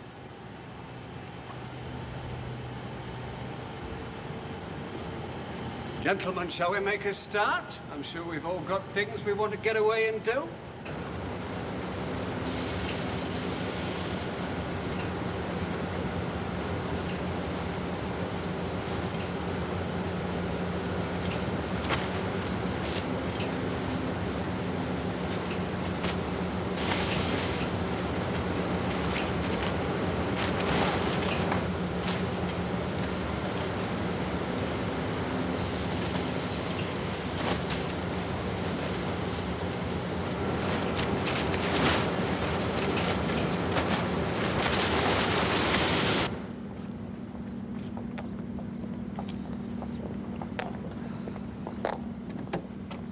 Get in. I've told you before, pick on someone your own size. Putting your name on the list? I'm putting my name top of the list. You in or out? In or out of what? Listen, Grantley, I think this is a one-to-one situation, don't you? I mean, you don't want your executives mixing it with a copper, do you? Even one as bent as him. No, could cause some terrible complications. That's well observed, Mr. McCann.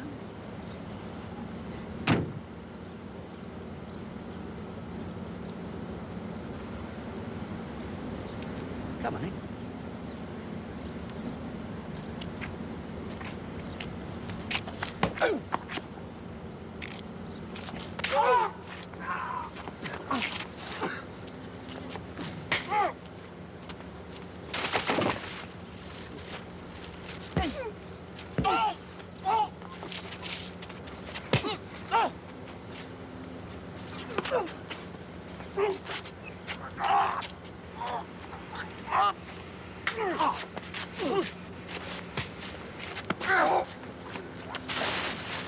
Come on, then.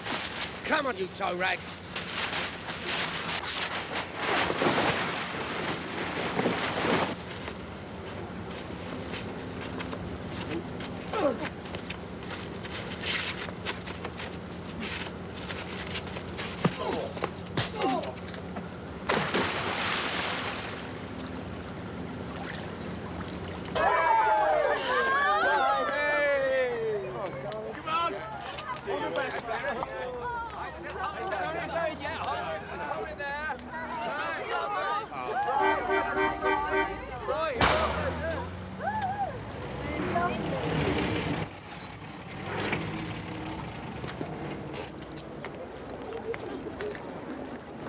You are not going to believe what happened to us.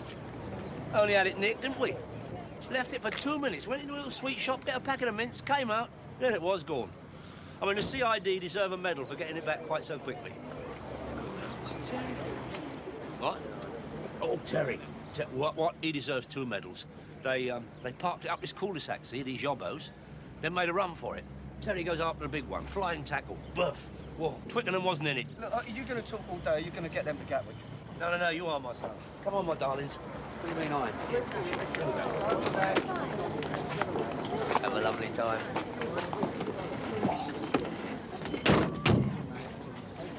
Put your foot down, my son, you'll make it. I'm going to put my foot down one of these days. Get out of the way. Well, as the poet said, all's well that ends up all right.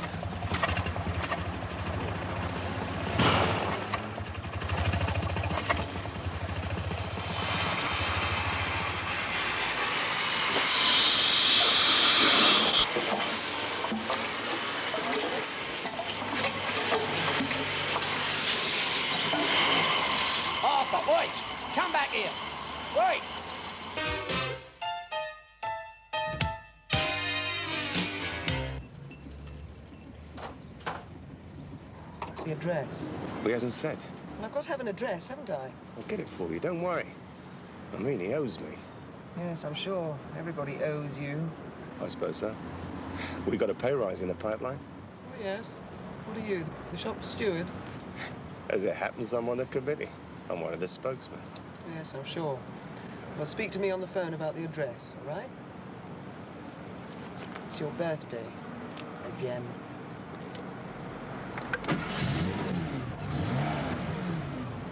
Put up a deal to him. And do you know what he said? Mr. Billings, he said, I shall have a beautiful pension for the rest of my life. And you, superintendent, with your pension, you'll have to work part-time. And he was right as well. I'll sell some of these vegetables. Ernie reckons that you fitted him up. Yeah. I won, didn't I? Even had a judge's commendation. Oh, it's a long time now. Ernie remembers as well. You must have been a right little scallywag in the past. Well, I had a reputation. As what? I knew people, lots of people. People like Ernie, top man. When Ernie told people, they jumped. And you were one of them who jumped, were you? What, me? No, not me. Oh, he's a wicked man, though. Very funny. Funny? Call him funny? He tried to murder a geezer. Yeah, it was just high spirits when he was a lad. Oh, fine. Oh, that's all right, isn't it? Yeah. Anyway, he was innocent. Everyone knew that. No, Ernie, see, he's got the mark of Cain. Hey? In the Bible. Cain. Like Michael? Yeah. Same name. Different fella. You remember when you came out? Yeah, I remember. No bother, you said. You were a right little jack the lad. You see, you were nothing, really. I mean, Ernie's a sort of celebrity. Oh, that's not him. No. Oh, my God, it is. My dear old friend Ernie, you look great, really great. Yeah, this is Terry, my dear old pal. Terry, shake hands with Ernie Dodds. Hello, mate. Oh, Let Terry take that. Yeah, I'll look after the budgie. What are you talking about? Budgie, is that what you're saying? Yeah. Well, it ain't, see? That's the common bullfinch, or the European Piraura piruala. Yeah, of course it is, Terry. It seems like a budgie to me. Well, it ain't.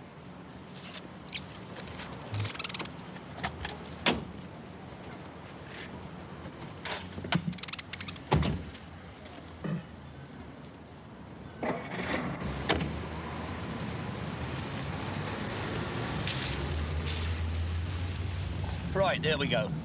Ha ha ha. Clocking the birds, Ernie. Yeah, it's nice, isn't it? He's beautiful. Yeah, no trouble at all, is he? I had him for months. Really? I nursed him, I tended him, I mended his broken wing. The old sort of film. You being funny? No, there was a film about it, wasn't there? I don't know anything about that. There was a geezer in it. Big fella, lost a teeth. Burt Lancaster, that's the one. You looking fit, Ernie? Yeah.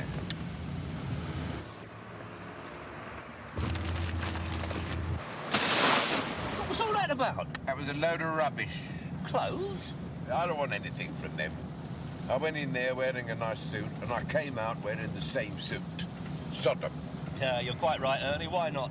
That suit's come back into fashion now. Yeah, that's 14 years old. That's what I mean. All wearing suits like that now. You're always a snappy dresser, Ernie. Was I?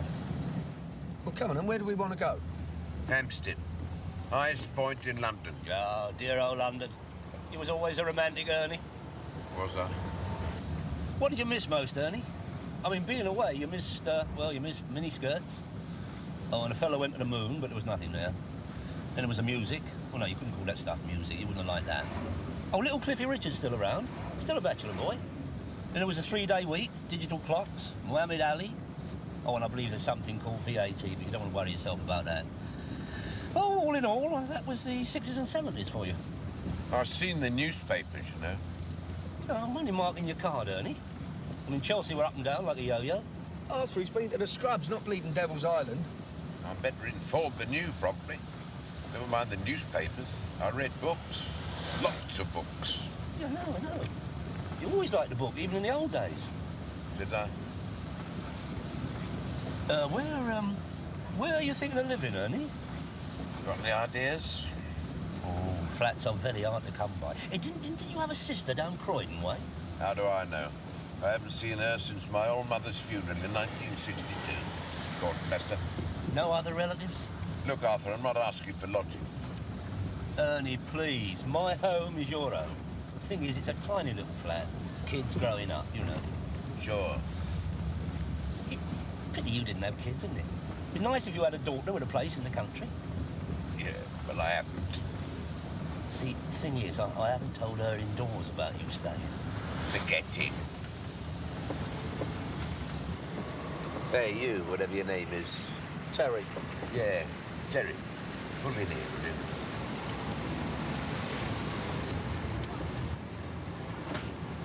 Bring the cage.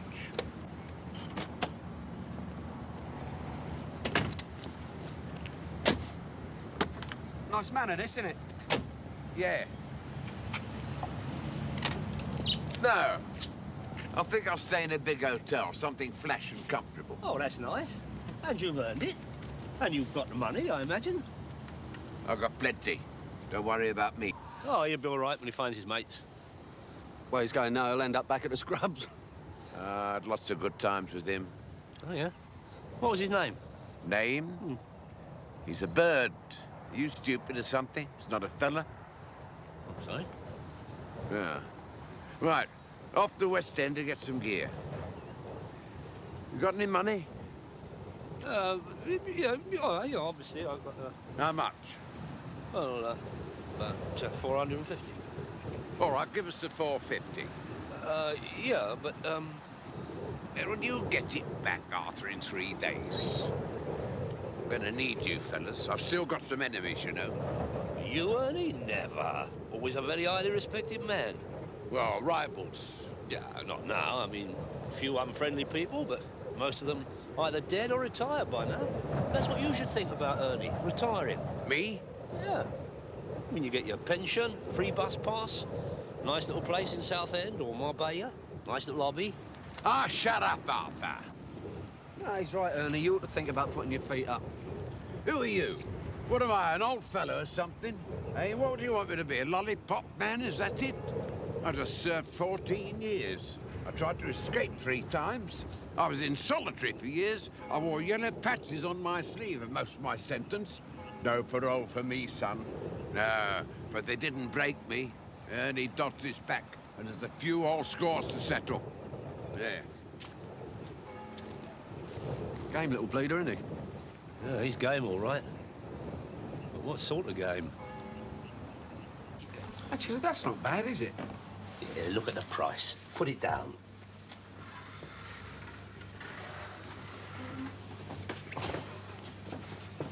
Do you remember George Raft? Scarface. How do I look? The business, Ernie, the business. Boy, no one would ever think he was a gangster, would they? Look at your gear. You look like one of them joggers. You're quite right, Ernie. I keep telling him to get a nice suit. Very nice, sir. You'd think it was made for you, sir. I'll take it.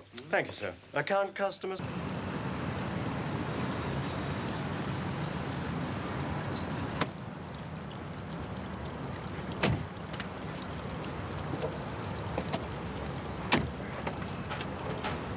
Top hotel? No pyjamas, no dressing gown? Man's right, you know. Oh, well, I've got a bit left. He can get them. Terry, all right? Terry? Yeah, Terry. Black pyjamas, size 40. Got that? I think I can remember 40. What about the dressing gown, black? Naturally. Get receipts. Naturally. Well, I'll tell you what else you didn't get. Nice belt. Crocodile or something with a nice gold buckle, eh? Gold? Well, gold-plated then. I like it. In time, I get to like you too, Terry. I'm a little diamond, me. Diamonds. Just a figure of speech, Arthur. I need some walking about money, Arthur, you know. Petty cash. Look, Ernie, I'm not saying you won't give it back, but when do you expect to get your money? 3 days. Oh, I see. It's in the country, is it? It's in a bank. bank? Yeah. I thought you nicked it from a bank in the first place. And I put it in another bank. I don't believe it. Yeah. It's in a deposit account. That's why I have to get prior notice of 3 days before I get it out.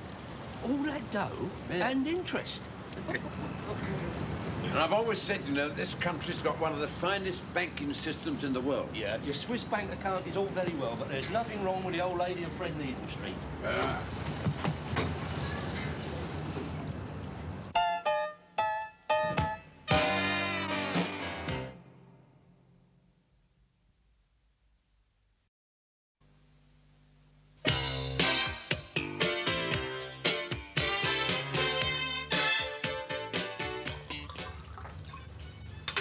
No one ever gave me any favours. That screw, Spencer, he was better than most so-called friends. Never trust a villain, eh, Arthur? No. The code of the underworld? There's a joke for you. Ron Grundy grasped me. Some guy was going to get me a motor launch. 10 grand. Never saw him. And I bought the car off you. Me? Yeah, Daimler. 990 quid. Oh, yeah, as it happens, that murder I remember now. I got a very small margin of profit on that car. A few pennies over the book price. Ah, well, it's peanuts, Arthur. Some other guy had an aeroplane he was going to drive me to Belgium. I waited in the field in Essex, and he never showed up. And the money was dwindling away. Plastic surgery? Well, you think I haven't tried that? Top man, so they told me. You know, I don't think he ever touched me. You remember in them days I had a moustache? Oh, yeah, yeah. You know what he done? On my life, he shaved the moustache off, and I looked more like me than I was before. Yeah, Harley Street, was it? I wasn't doing it on the National Health, was I? That was 20 grand extra. 20? That much? Oh, dear. Ah, well, top your glass up, Arthur. Yeah, I think I will. You see, I mean, I couldn't hide it under the floorboards. Didn't have a room, never mind a floor. And I couldn't trust Beryl. Ah, dear old Beryl. Whatever happened to her? She went to Rhodesia. She thought it was a real white country. Anyway, I thought and I thought. I was odds on for capture, you know. And then I had the idea. I'll put the rest of the money in the bank. Clever, wasn't it? Amazing. Hey, what about references? Nah. When you take your money out, they need references. But they're not so clever when you're putting money in.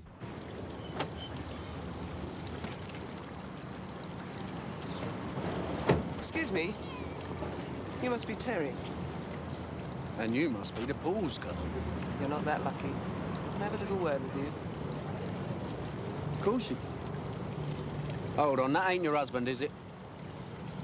Look inside the car. That's my father, Ron Grundy.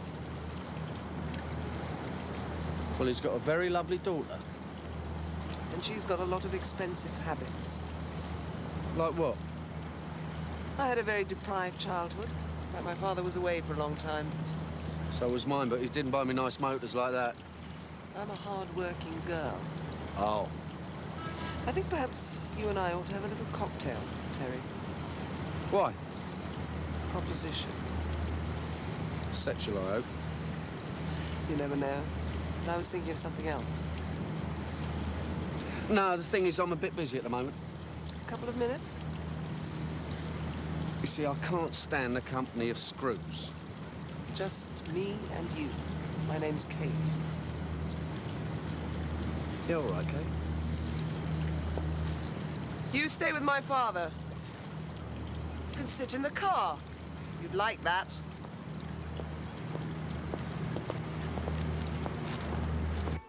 So? No, I'll get it. How much?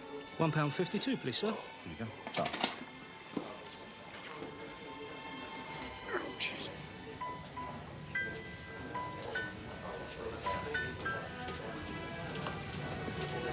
You know Mr. Billings?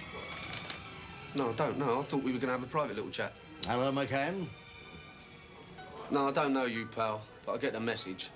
They've all got the same way of talking. sorry about that. Retired now. No, I don't want to know. Terry, don't be stupid. Yeah, that's right. At least hear us out. Come on.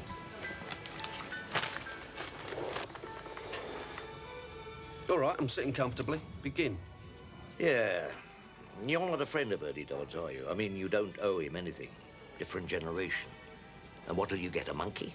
An Arthur, a grand, maybe? Services rendered? We're talking about real money. You gonna nick his dough? Not nick. There's plenty enough for everybody.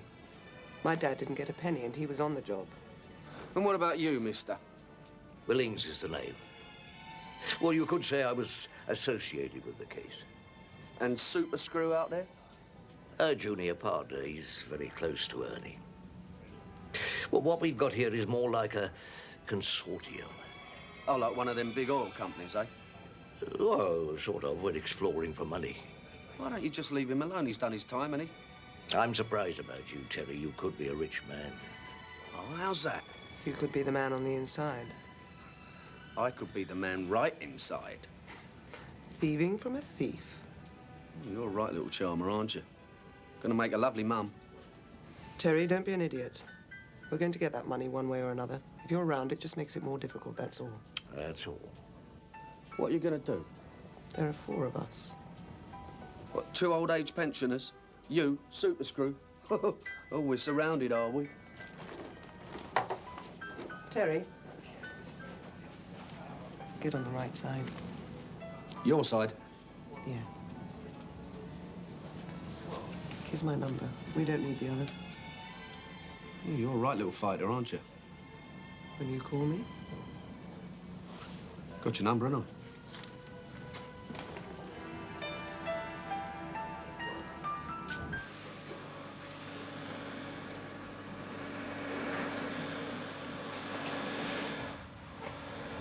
Oh. Knocked him up while you waited, did they? Well, I obviously had to get the best gear, didn't I? You having a little Moriarty? Yeah, have some champers. Yeah, cheers. That's nice. You got taste. Wouldn't have believed it. He's a natty dresser, isn't he? Receipts. Oh, yes, yes. Welcome. What? Hey?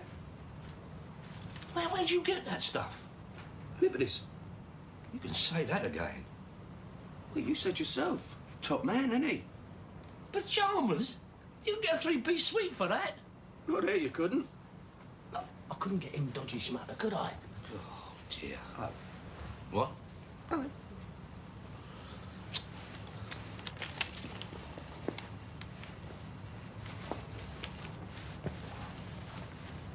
Here we are, then. Handsome, isn't it? Amazing. He's very nice. He's got an eye for a dressing gown, has Terry. Oh, listen, do you know a geezer called Grundy? What about him? He's downstairs. I'll throttle him. Don't get out your pram. No, that's it, Ernie. Sit down and have a little drink. What's the strength, Terry? There's 4 of them. And they want his dough, or some of it. Billings? He put me inside. Yeah, and there's Spencer, the screw. Who else? Grundy's daughter, Kate. We don't need to think about her. Do you want to bet? It's like Bonnie and Clyde, it is. What, both of them?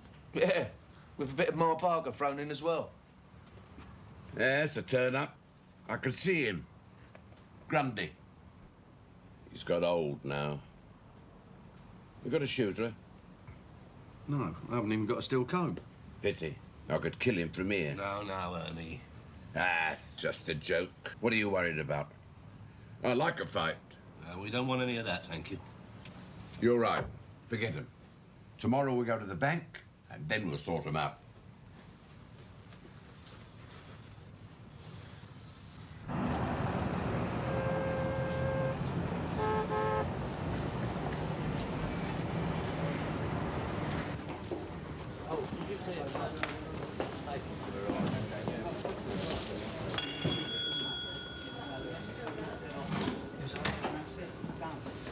John Graham. What's he the manager? Ever thought of that, Terence? Nice little pension fund account? What with? Money. Open a bank account. All sorts of facilities in a bank like this. Here's a handy one for you. Oh, what's that? Death benefits and wills.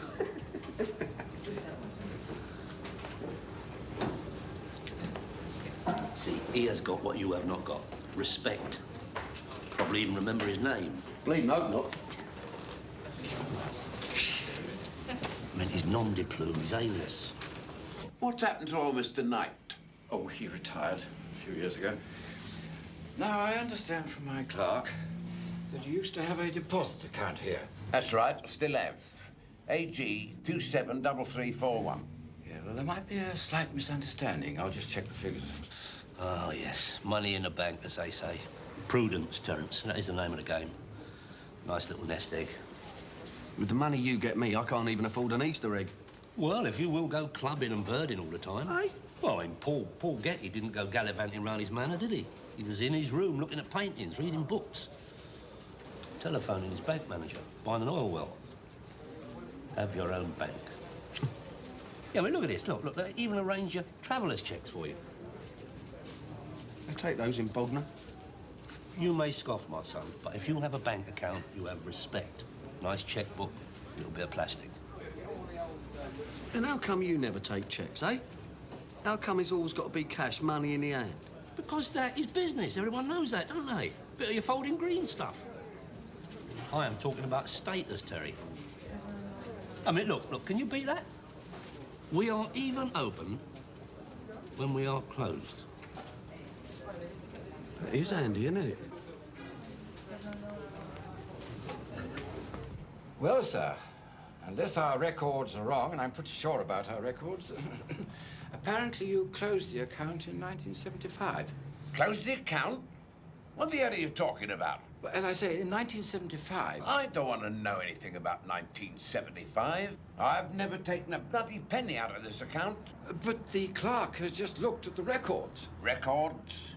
126 grand. All right, Mr. Graham, just wait a minute. Check the figures again.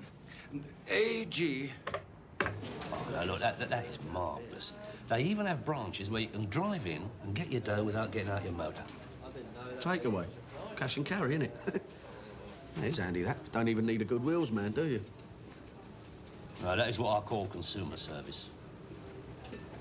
What about the punters who ain't got a car? Punters who ain't got... People like that shouldn't have bank accounts in the first place, should they? As I said before, we're talking about status. I'm quite sure there's been no irregularity. I put all my money in your bank, right? Now you told me it's gone. So somebody must have nicked it. Did you say nicked? Yes, nicked. Well, if that's the case, we must call the police. No, I don't like the police. Oh, really? Why? When did old Mr. Knight retire? I hope you're not suggesting... But was it about the time when I terminated my account with this bank? Mr. Knight was a fine servant of the bank. Was? Well, he died 2 years ago on a golfing holiday in Portugal. I could give that a bit of credit. Thieves! Thieves, you people! You're bent! Thieves, a lot of you! Thieves, bent! The whole lot of you! Ernie! He forgot to sign his standing order. What's the matter, Ernie? They've turned me over! Ooh! They've done me like a kipper, I tell you! Ooh, not the bank. Banks don't do things like that. They bloody well do! Look, just simmer down and get in the motor, all right? All right? Look. I've gone off you again. Sorry. Don't let them get away. No, hold on. This is no time for a conference. Just a minute. No, he's had a bit of a shock. We all have. Got it?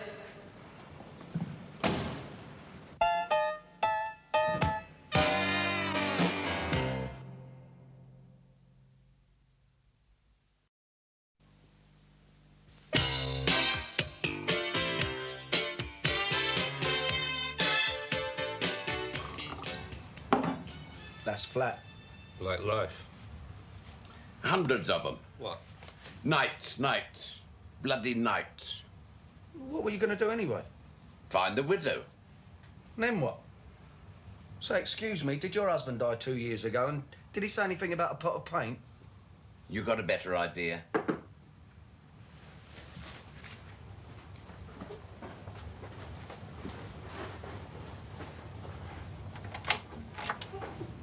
Cheers, then. Give him a bung. I still can't believe it. I mean, the bank manager. Are you sure, Ernie, you didn't tell somebody about the account? Yeah, they stand a chance. That bill's well over the top. Oh, God, £224.82p plus VAT? Ah, forget it. We can always duck out of that. Oh, can we? You put my address on the register, remember? Ah, well, it's not all that. I mean, it's not all that. £224? 82p plus... Don't you start. That's flat. I don't care. From now on, I'll be drinking bathwater. This is all down to me, isn't it? Don't worry, you'll get it back. Hey, look, just a minute, just a minute. Look, all bets are cancelled. Don't touch that thing. Do you know what it costs to use a dog and bone here? You could have a week in Brighton for just dialing Tim. Terence, retrieve the instrument. Oh, sorry, son. For once, Arthur's right. He certainly is. Now, I suggest you pack up your expensive pyjamas, courtesy of Big Spender Terry, and all the other gear, and we move out of this deluxe establishment into some humbler gaff. And where do you suggest? His little place. My... Oh, no. No, I'm sorry. No, no. I've got a bit of... You know, tonight. I don't care if you've got a bit of a you-know. With Miss World, Raquel Welsh and the entire Dagenham Gold Pipers. Tonight, Ernie is your house guest.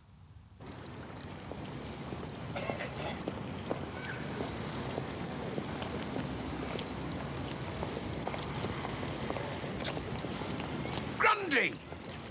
Hey, listen, I'm warning you. I'm going to chin you, little man. Leave him, I don't care. You shut up as well. Mr. Dodds, my father is entitled to his cut. Cut? I'll cut his ear. Look, just get hold of your old man. Ernie and me are going. Come on. We're talking about money. That's a laugh. What money? That's right. Shout it out to all the world. Just get in, eh, son? I don't believe you. Oi, are you deaf or something? Can you hear the man? The dough's gone. Terry, don't you let her hurt them clothes. Yeah, Ernie reckoned that Mr. Knight did a runner. Who? Mr. Knight. The bank manager. Should have left it with a woolly, shouldn't he? At least we've got a name, eh? So what? Well, I've still got some old friends, you know.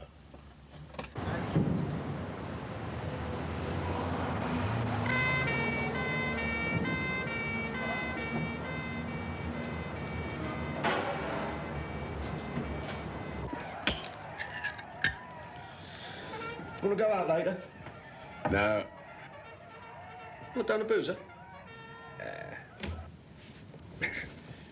Got any books? Yeah, I've got a few paperbacks floating about. Natural history? No, I ain't got any of that. Best crimes of the century. You trying to be funny? Yeah. Yeah. Here you go. Grub.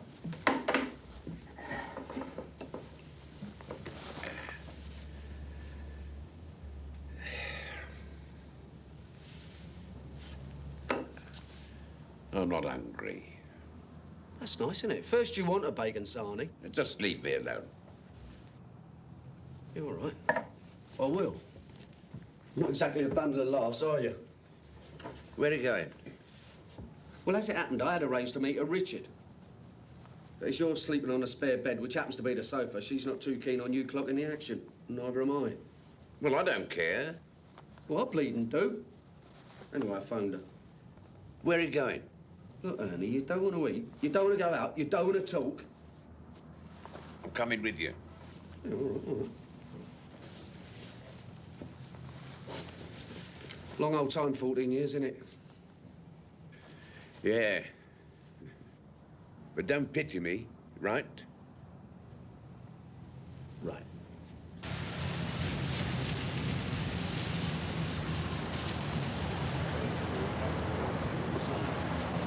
Music comes inside, you go out. Get it. I'll forget it. Terry? Now, you're going to behave yourself, aren't you? Yeah. Yes? You didn't phone. About what? Wheels within wheels. Do what? Can we have a chat, Mr. Dodds?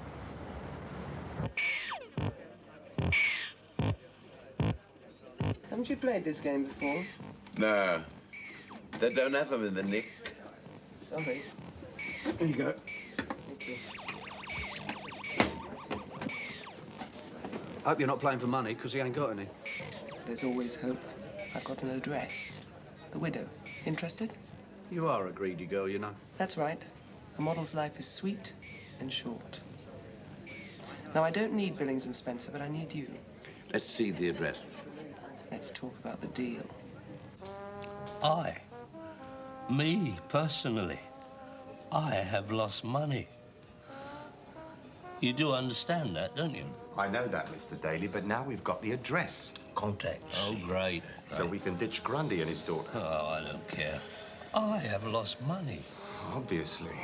I only want to recoup my expenses. Just the expenses. And obviously a bob or two for the aggravation. Yeah, that's right. But what is worrying me? What is worrying me is that you will not see a penny of this money. Why? Because the merry widow has got the dough. So what are you going to do? You're going to pin her to the floor? Get a court order? She's an accessory to the fact. What? Well, her husband was a thief. She's harbouring stolen goods. Is she going to call the police? There's still a reward for the original robbery. Never mind the manager nicking Ernie's loot. No, maybe she's got a couple of rollers in the garage. She wouldn't want to lose those, would she? All we want is a fair percentage. Oh, that's right, isn't it, eh? And you've got the muscle. Terry, I mean, there might be guard dogs, servants, two big brawny sons. Hey, in fact, we don't even need Ernie. Don't need Ernie? Just a thought. No, just a minute. Are you suggesting that we elbow Ernie? No, of course not. No, just a minute. Let me just say something. I am an honest man. Ask anybody. True as the driven snow. My word is my bond. But what you are suggesting is dishonest, scandalous, and diabolical. Look, forget it. No. Joke. Oh, no, I will not ever forget it. In fact, I will remember this dastardly suggestion to the end of my dying days. Honestly, a witticism. Me too. You don't dip in your pocket a lot, do you? But since you have found the address... I have. Which is very clever, and I'm sure Ernie will handsomely remunerate you for your labour. But since I am the only one who is out of pocket, I think I'm entitled to a little bonus all to myself. Large vodka slimline.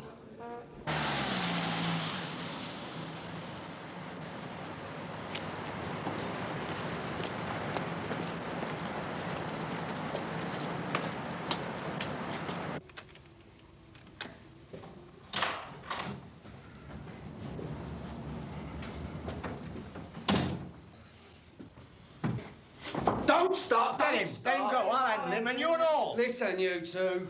Grass, super grass. Will you shut up? Not me, grass, me. God, I've got two geriatric hooligans on my hands. You want to know the truth? They had me in the nick 12 times and never said a word, right? Had no evidence against me. I could have shot you any day. Look, both of you, calm down, but just stand still and be quiet, right? That's better. And we're going to flat and talk about it. Now, go on, get in there and behave yourself. Got neighbours. You never contacted me. Well, I was very busy at the time, and it is my dough. I don't want any. You did your bird, it's yours. Then why do you keep following me about all the time? Just to set the record straight. Yeah? Here you go, you two. Okay, thanks. Thanks, Terry. You don't need to worry about me. Kate's the one you should worry about. A very hard girl. Yeah, we know that. She must get it from her mother. You're a bit hard yourself, Ron. Me, a bit of a scoundrel, but not hard. No? What about the time you threw Charlie Barnett through the window and it wasn't even open? Yeah, but I was just a whippersnapper then. He was handy in those days. Should I be impressed? He could have done you in 2 seconds. Good. He can look after you then. I'll go to bed. Now, Terry, wait, sit down. You might hear something about the old days. All our yesterdays, memory lane. Now, you're worse than a couple of old fighters, you. Forget him. Did you see anything of old Bob Tobin? Yeah, very bad with his art. But his son, he's a solicitor now. That's handy. Yeah, considering his other lad's on bail for dodgy credit cards.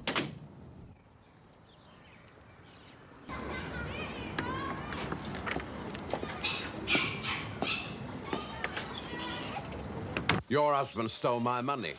I'm sure he didn't. He did, missus. Absolutely true. Well, he never said anything about it. Well, he wouldn't, would he? But I bet he left a tiny sum. Oh, Charles. Oh, dear. Hardly a penny. I'm afraid my Charles was a dreamer.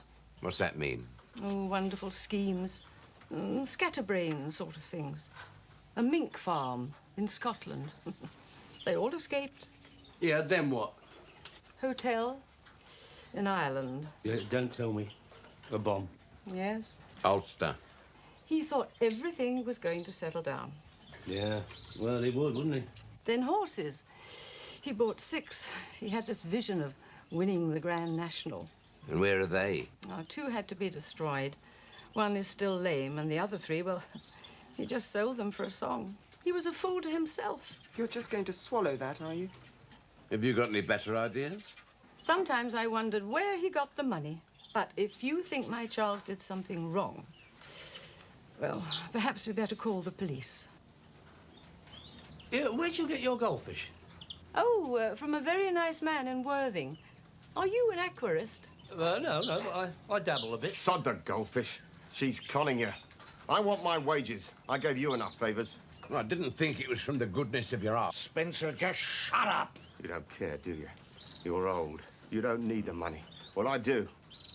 You look very good in the Sunday papers. Crooked bank manager, old villain, dodgy old copper, sexy model. He wouldn't do that. Oh, yes, he would. Really need that. Go get him, Rover. Rover's going to bite your ankle later, you know that. Spencer! Mine's faster. You handle this.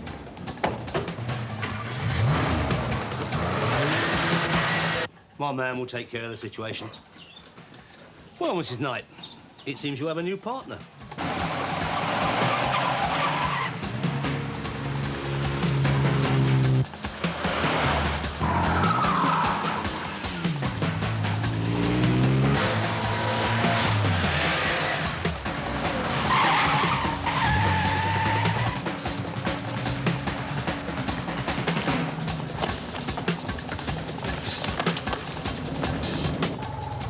I'll use you again.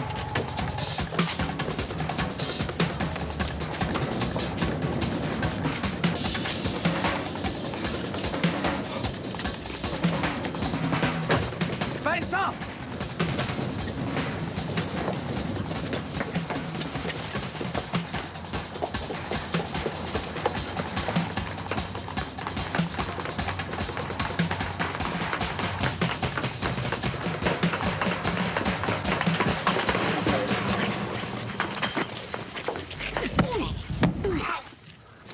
Right. Nah. You're not even in my class, are you? Yeah, I know your game, son. 3 big heavy screws hammering 1 geezer, eh? Hey! I used to dream about hitting geezers like you know that, outside. It don't worry me anymore. You know, little Ernie, he's done his time, hasn't he? He's a villain, you're quite right. But he ain't greedy, see? He's a thief, yeah, but he's not greedy. Now, you... Look at you, you're dripping with greed. No, I'm just warning you.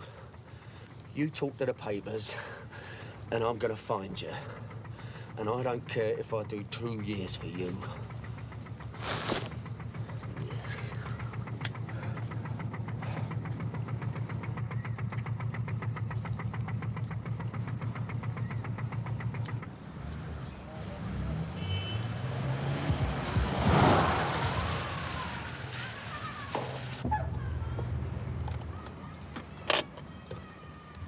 Thanks. You don't really like me, do you? I like some of you. Well, you got my number anyway. No, I think I lost that. Oh, well, in that case... Yeah. I'll see you around. Be lucky.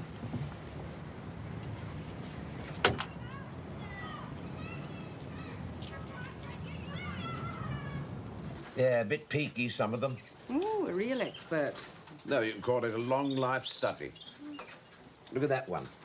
He's got arachne. A common enough pest. Well, like Arthur, you mean?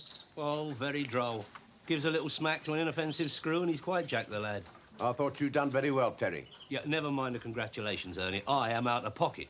I'll tell you what. Do you remember when I was about and bought that car off you? I remember it well. Lovely motor. Steel at £1,000. One lady owner, scrupulously serviced. Broke down 2 days later. Warranty. But not 14 years later. Quits. But Ernie, the hotel. Arthur? What? Those shoes, they snakeskin? No, they're leather. Look, I have spent about... Want a bet? Terry, they are... Oh, Terry! Who's a pretty boy?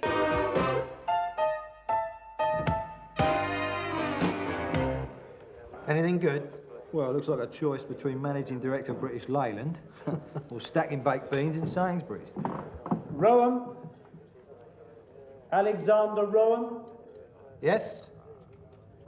Hello, Muriel. Arthur. I've got it. Got what? Record player. You said you wanted a record player, remember? Yeah, but I didn't want it for another couple of weeks, Arthur. I told you, it's for John's birthday. A couple of weeks, I said. Hello, Terry. Mr. Standard? Oh, Muriel, please. Couple of weeks. I'll never hold on to that for a couple of weeks. They go like hot cakes. Yeah, but do they go like record players? You what? What is that? Genuine Chippendale. Worth a fortune. Chippendale? A record player? Chippendale? Yeah. Charlie Chippendale in Romford. You must have heard of him. He got the Duke of Edinburgh's Award for Industry last year. I don't know, Arthur. I was thinking more in terms of something like a nice music centre, nothing fancy. I could not lay my hands on one of them for a month at least. And it will cost you a lot more than this. Oh, OK, bring it in. I suppose it'll have to do. Terry? Ain't you going to give us a hand? With my back? Hurry it up, Arthur. John's going to be back from school in a bit. I don't want him to see it. It's supposed to be a surprise. Hurry up, Terry. Don't keep the customer waiting. Better come and have a drink. Oh, all right. Right, sit down, would you? My name is Morley. I'm your probation officer. You were released this morning. Settled in all right? I found a bed, if that's what you mean. What do you expect? A royal suite? Sorry? Right, now, while you remain on parole, I am responsible for your welfare. I know what you're responsible for, Mr. Morley. You don't have to explain. Rowan, it's going to be hard enough getting you back to work. Sorry, I didn't mean to be rude. I just thought I could save you some time. Right. Now, when you went inside, your wife divorced you, took the children to Australia, is that right? Yes. So you've got nowhere to live? Not yet. You presumably know that owing to the nature of the offence you went to prison for, there's no question of you continuing to practice as an accountant. Quite. So you've got two immediate objectives, a job and somewhere to stay once you leave this hostel. It's in hand. Oh, it is it? Yes. You understand, of course, that if you associate at all with anyone who has a record, then... I do understand, yes. Is that all? Let me know if you have any problems.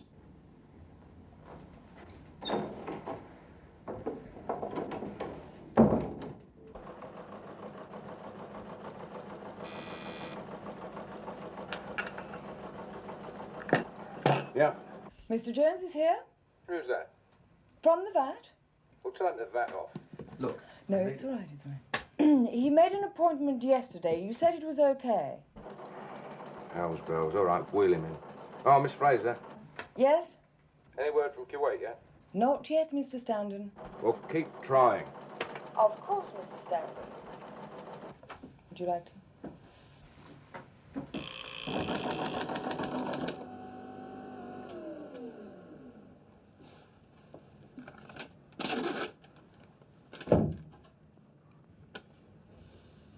Now then, what do you want? Hello, Ted. Well, I'll be damned. Probably, yeah. I had no idea. I didn't know you were, well... Out is the word. Oh, sit down, sit down.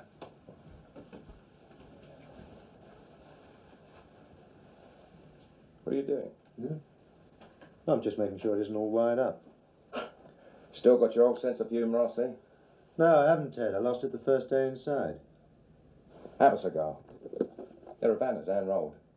You used to smoking one in each hand. Something else I learned to do without.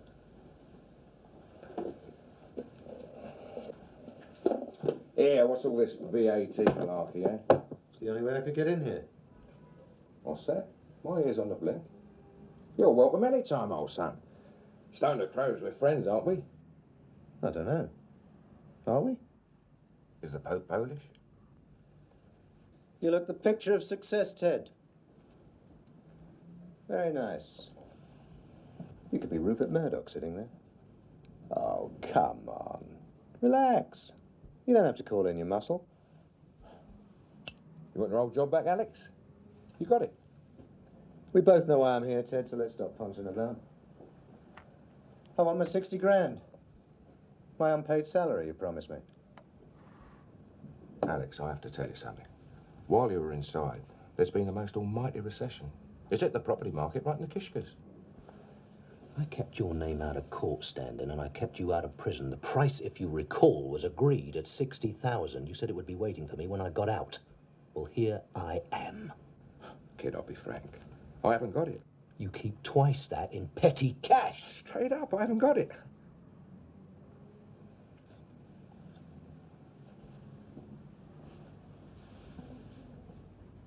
How's Muriel? Haven't a clue. We got divorced. All right, then. What about little Johnny? It'd be a shame if anything happened to him, wouldn't it? Don't try and frighten me, Rowan. I'm fireproof. Tell you what I'll do. I'll pay for a week's bed and board at the local YM. Can't be fairer than that, can I? Nobody ever accused Ted Stanton of being cheapskate. Did they, Charlie? Nobody ever accused you of being a cheapskate, Mr. Stanton.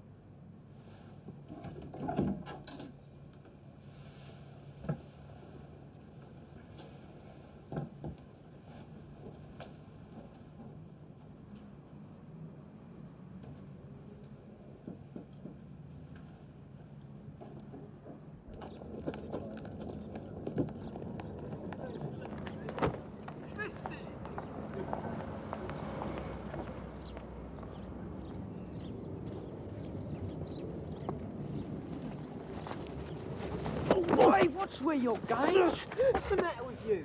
You blind or something? Give those back! Let's go for a little spin. Oh, and here's your bag. Before I get...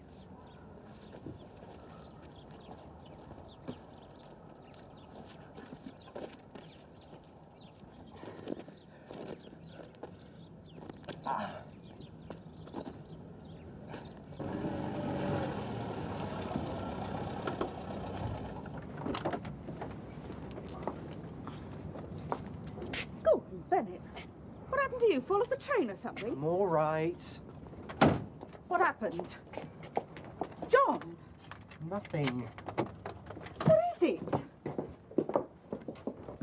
Nothing to get worked up about. Who was it? A couple of yobs from Lanscombe School. Right, that settles it. From now on, I fetch you. No, you can't. You watch me. Mum, you haven't picked me up from school since I was 10. It'll make me look a child.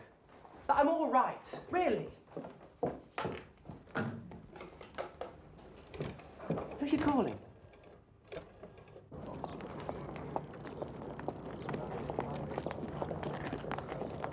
Look, I hope you realise this wasn't my idea. Oh, no. It's ridiculous. No more than me, sunshine. Listen. How do you know they were from the local comprehensive? Well, they said so.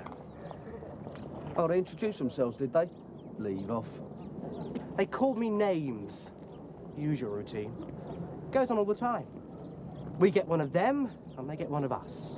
We? Not me personally. I leave that to the rugger mob. Yeah, but don't you want to get even with them? You mean, am I out for revenge? Yeah, it's only natural, isn't it? No, it isn't natural. Look, one of the few characteristics separating humans from animals is our ability, if we choose, to rise above our baser instincts.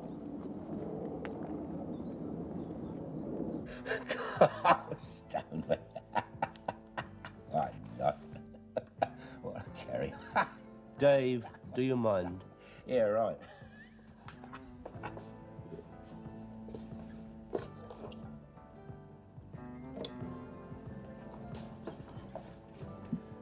That's 48. 48. Why did you have to say that?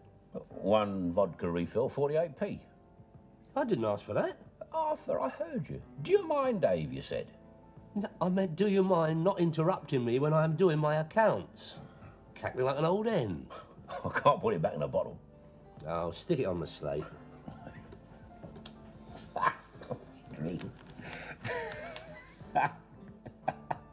What's so hilarious, anyway? There's a story here about a bloke who lost his wooden leg on a tube. I don't think that's very funny. It's a riot. Dear, oh dear. Whatever happened to compassion? Give us a lager, Dave. Terry. Arthur. Arthur. Oi, you. Terry, sometimes you make me quite perturbed. Listen, how much longer have I got to play nursemaid to that kid? As long as it takes. How long's that? Well, Terry, you got something against gainful employment? I mean, if you have, just say the word. I'll nip down the nearest exchange and take my pick from saddle soapers to brain surgeons. Look, all I'm saying is that young Einstein is not mad about me waiting at the gates every night. And frankly, neither am I. Well, you're not there to be popular. You're there to stop him getting knocked about by a load of comprehensive yobbos. You're talking to one of those comprehensive yobbos, if you don't mind. Yeah. Terry, 35p. Look, his mother is a dear and valued friend. I am doing her a favour. Well, you go and wait for him every night, then, and take the lip from his mates. Terry, are you telling me you can't cope with a bunch of school kids? Oh, dear, I'm going to have a look at your ongoing potential. Now, look, drink your drink and shut up. I think I'll have a touch of the tincture, landlord. Sounds as though you had a good day, Morris. I have saved my good friend Abraham Jabovich 560 quid on his income tax. That's what sort of a day I've had. Hey, what do you think of that, Arthur? 560 big uns. 500. I think I'll go and work at Victoria Station. It's quieter. Hello, what's this? No, it's just some old stock I managed to shift. Genuine Chippendale record players? Yeah, I want to find out what it comes to, if you don't mind. What? Arthur. What? If it don't come to £427.35p, get yourself a better calculator. How much? Perhaps we could discuss your slate, Arthur. Look, after VAT and tax, I don't get none of it. I don't know why I bother. You would have to show off, wouldn't you? Right, I'm going. Doing the school run, aren't I? Early. What's he on about? Oh, he's minding Muriel Standon's kid. Don't tell me you know Ted Standon? No, but I know his ex-missus. The B&C king. B&C, Morris? What's that? Bribery and corruption. Standon's turned it into a fine art. Did those nasty boys give you a hard time, then? Never mind, your nanny's here to look after you. Look, how much longer is this going on? Don't ask me, ask your mum, she's paying. It's been a week, for God's sake. Look, I'm twice as keen as you are to jack it in. I mean, must you wait right by the gates? I mean, can't you stand up the road a bit? Yeah, if you want. And walk behind. Make it look like we aren't together. Anything you say, Chief? Oh, for us! Hello, what's in your case then, you melon? Look, leave me alone! All right, that's 2 hands off. Hang about, cowboy, this ain't your fight. You're wrong again, Tarzan. No, don't be silly, sonny. Come on, you big brave boy. Do you want some? All right, you. Let's go and have a chat with your headmaster, eh? Leave off your baby arm! You keep still, then. Wait! We're not from Lanscombe School. Do what? We're not from the comprehensive. Are these the same 2 jokers as last week? I believe so. Yes or no? Yes. All right, then, come on, what's the game? Somebody paid us too. Paid you? Who? I don't know. How'd you get your money, then? It's at the post office. Look, we didn't hurt him, honest. Duff him up a bit, they said. Once a week. Oh, God, on your bike and don't come back. Pick up your case. So who'd pay to have you done over? I don't know. What's it all about, then? I've no idea. Well, I have. Hold on, where you going? Make sure he does his own work. Well, you heard her. Get stuck in or there'll be no television.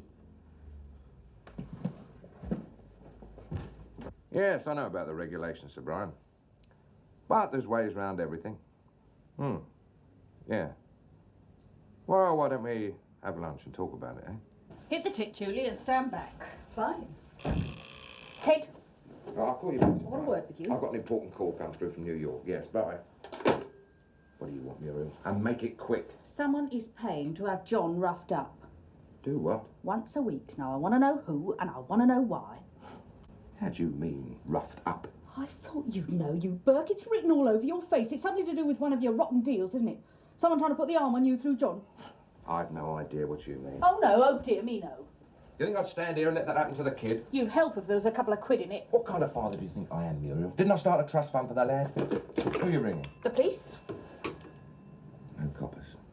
Right. Then let's get down to business, shall we? You remember Alex Rowan? Yes. Well, he's out.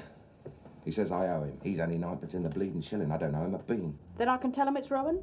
Ring in the police, and Rowan will blow the whistle, which will put me away for a start. Where you belong? Which will stop your maintenance and the kids' school fees. The whole gravy train, Muriel. Gravy train?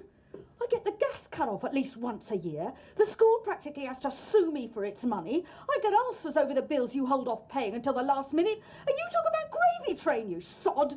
No fancy colleges for a Muriel. I tell you this, if I go down, I'll make damn sure the two of you end up squatting. And what is John to do in the meantime? Teach him karate. You don't give a toss, do you? Blimey, your own son. He's no son of mine. You pampered him till he's scared of his own shadow. He can't tell the difference between dominoes and football. The only time he gets near a girl is when he sits next to them in the hairdressers. If you blew on him, he'd fall over. He's your kid, Muriel. So don't saddle me with your sugar plum fairy. How does anyone get to be such a bastard? Practice.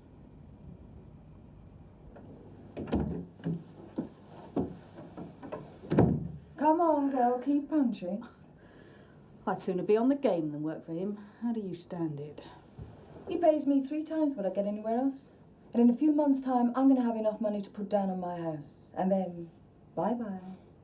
Good for you.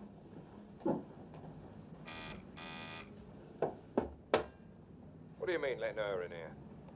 Oh, I'm sorry, Mr. Standen. Don't you wish to see Mrs. Standen in future? And what about my call to Kuwait?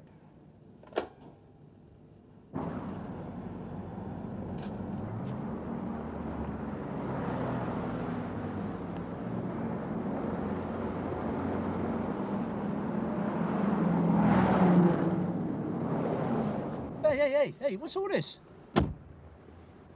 Once upon a time, there was a bloke called Arthur Daly. He was a nice enough sort of geezer. Oh, help yourself. He just couldn't mind his own business. No, look, if it's about them record players... Always poking his nose in where it didn't belong. One day, along comes somebody who broke it off. So, you call off your boy for minding Ted Standen's kid, all right? Yeah, of course. That way you get to keep your nose. And your teeth.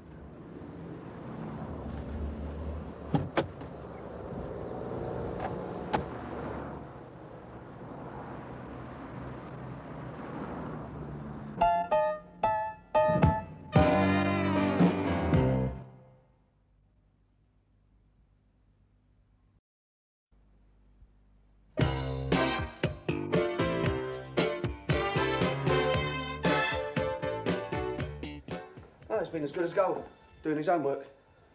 Oh, yeah, thanks. Any more tea in that pot?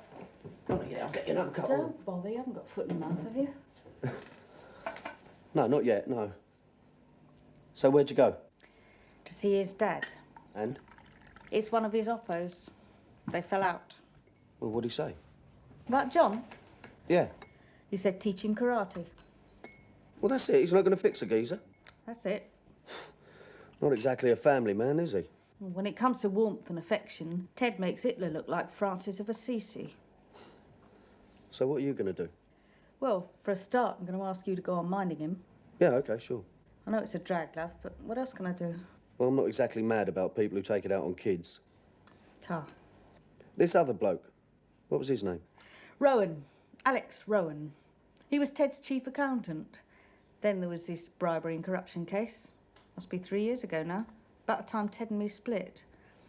Rowan went down and Ted stayed out. He was supposed to pay Rowan to keep stum. And now he wants his money. Which Ted isn't forking out. Typical.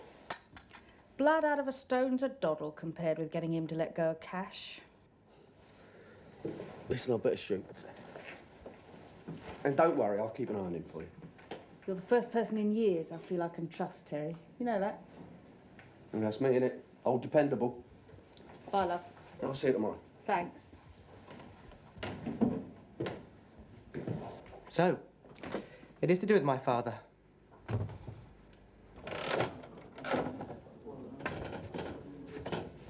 Oh, Terry, thank God you're here.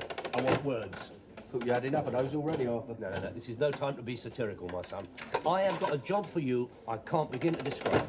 Lovely money, 4-day week, double time after 5 o'clock. Hey, sounds handsome, doesn't it? Yeah, as soon as I've finished at the standards, I'll do it, certainly. No, you don't understand. You have to start tomorrow. Oh, don't be daft, I can't, can I? Well, why can't you? Well, I just told you. Look, if you're worried about the kid, don't, because I talked to his mother and she don't mind. When did you talk to her? When? Yeah, when? What time? What is this, the Old Bailey? Am I on trial or something? No, the only thing is, I spoke to her an hour ago and she was begging me to stay on. All right, Terry, I'll be honest with you. No, come here, look. I have just had a discussion with a bloke, a big bloke, and I mean big, you know, one of them. And we reviewed the situation, and the upshot was that if you don't stop minding the kid, I am going to lose things. What sort of things? Just things. Parts of me that I'd rather hang on to. No, I'm serious, Terry. Look, wasn't it the great Arthur Daly who once said, loyalty is above value? Yeah, but it's loyalty and loyalty, isn't there? Yeah, exactly. So when Muriel tells me to quit, I'll quit. All right?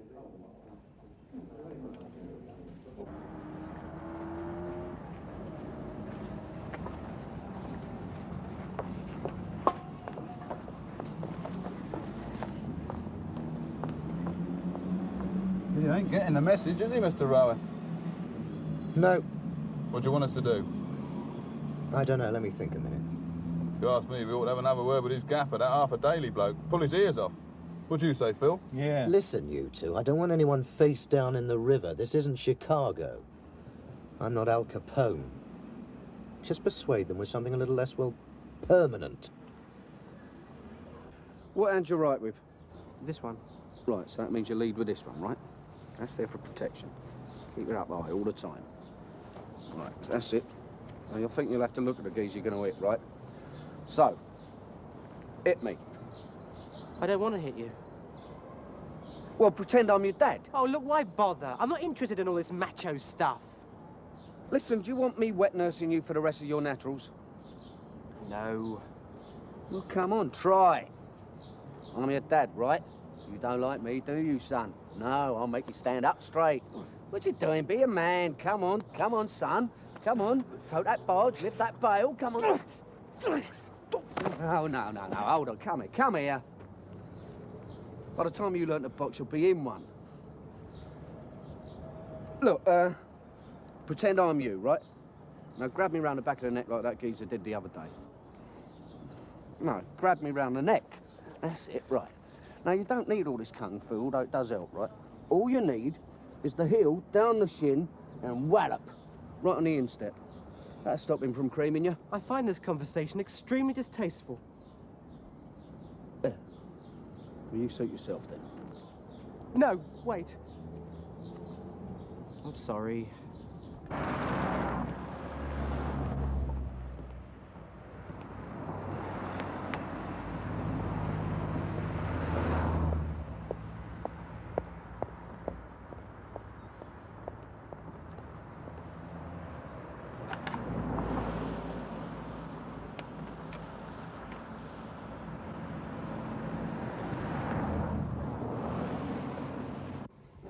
Do you want that?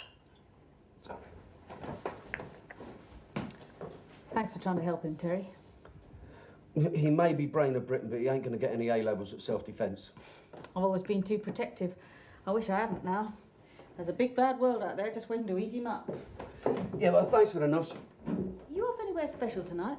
No, I'm just shooting down a Winchester for a cuff. I get so bored going to the Savoy night after night. Do us a favour. I don't think I've got time. Take him with you. Hey? Please.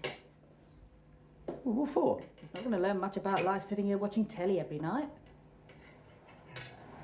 Well, do you fancy coming down to my club for a drink or what? Have I got to change?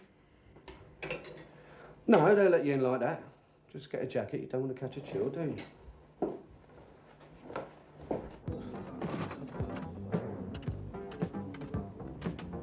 You a bit of a punter, are you? Only on certainties.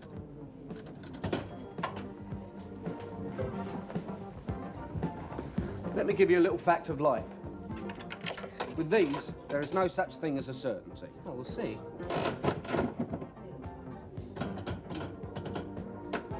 Got it? One more go yet.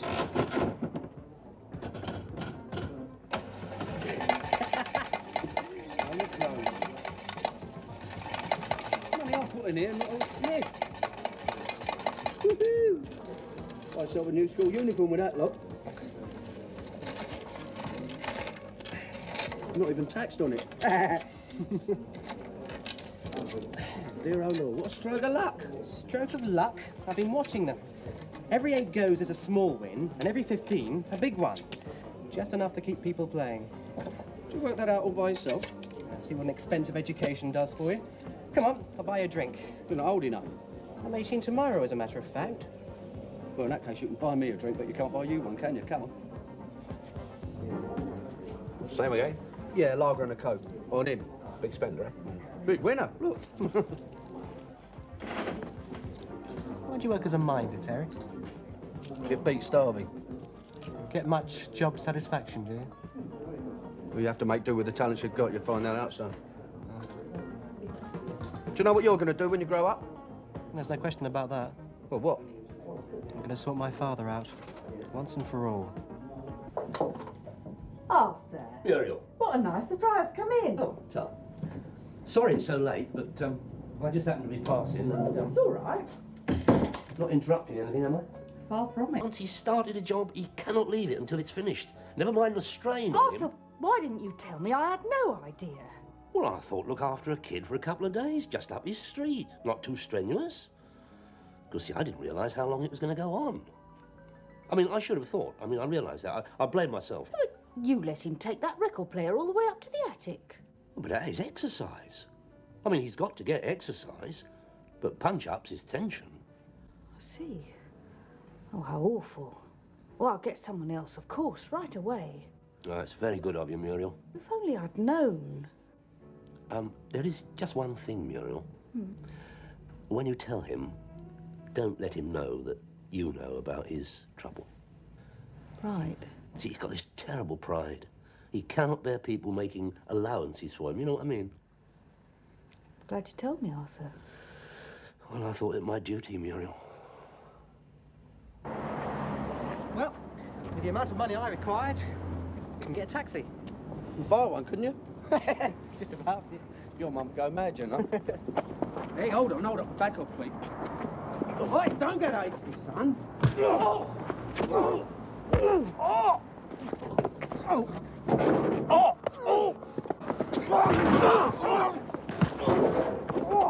Wait a sec. Wait a sec.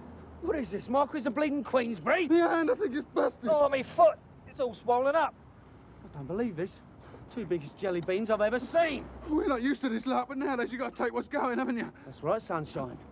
So you're going to tell me where Rowan is? Well, tell him, Ron, will you? Then we can go home. He'll be in Sid's Noshery tomorrow 11, straight up. Where? Sid's Noshery. Thank you. Come on, ladies. It's time to go home. Well done, Rocky.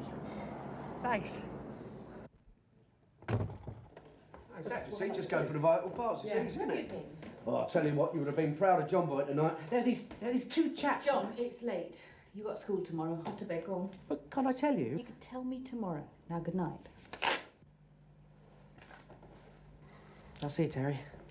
Yeah, rock on. Well done. Thanks. Look, I'm sorry if I kept him out too late. No, it's not that. I'll tell you what, if it hadn't been for him, I would have ended up as hamburger meat tonight. What? You've not been in a fight, have you? Well, no, Oh, there was- God, are you all right? You ought to be resting. Why don't you sit down or something? Come Get on. up, I'm all right. Terry, Love, I'm really grateful for what you've done for John. Yeah, he's come along fine, hasn't he? Here, What's that? it's what I owe you. I'm having to let you go. They're not finished with him yet, you know. I'll manage. We'll be all right. Well, you're the boss.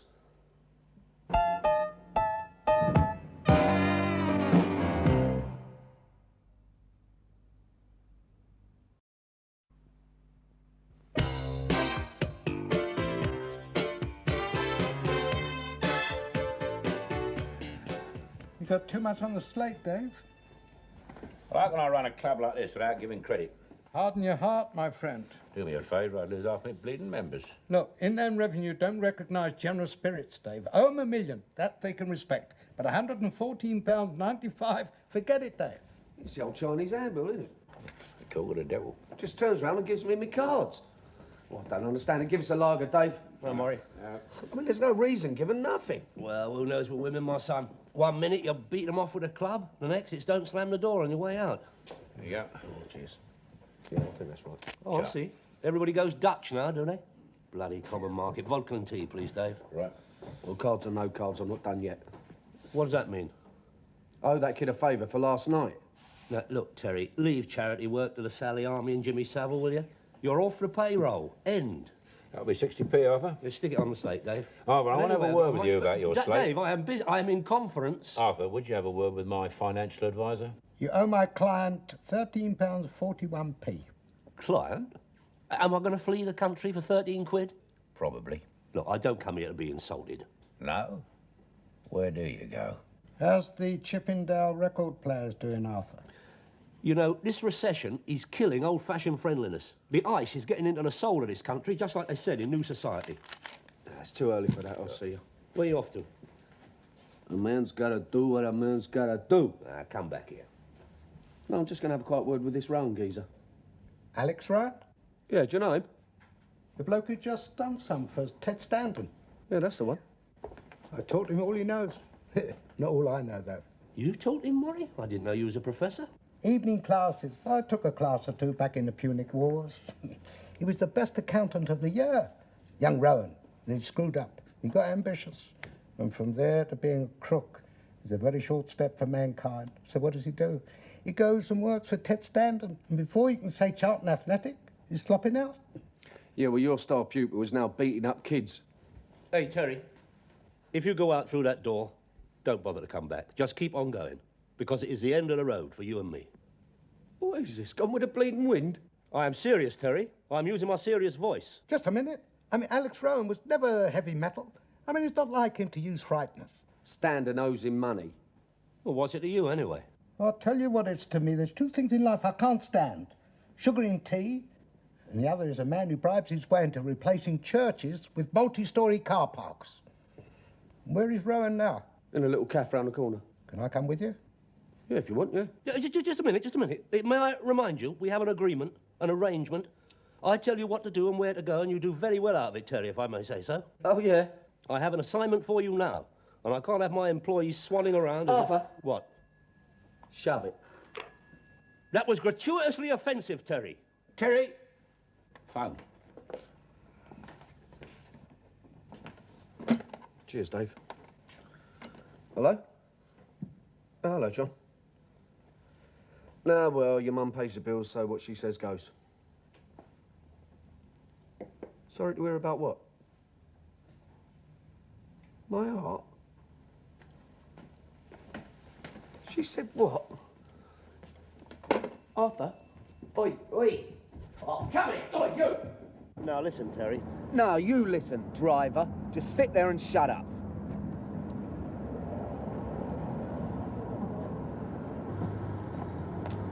Hello, Alex. Maury. Hello, Alex. Come on. Go for a nice little drive, eh? Down by the river. Driver. I didn't want to get rough, I swear it, but what else could I do? All right, how long did you work for Stanton? A couple of years. So he was nowhere more bodies are buried than the gravedigger. Nothing I can use against him. Just think a minute. Don't be hasty. Terry, I'm not serving any useful purpose here, so I'll just slide off and get a few chores No, done. no, Arthur. You can serve a useful purpose here by staying here and shutting up. Yeah, but look... Otherwise, I'll tell your dear friend Muriel what a lousy fibber you are and how you deceive her something rotten. Yeah, Terry, this Standen, he don't fool around, you know. I mean, anyone who gets in his way ends up propping up flyovers. Arthur? What? Don't upset me. No.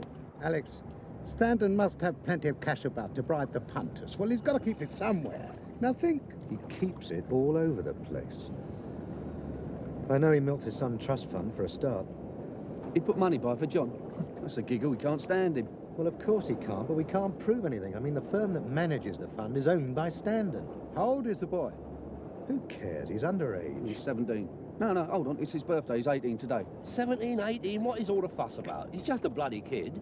He's 18? Terry, can you find him? John?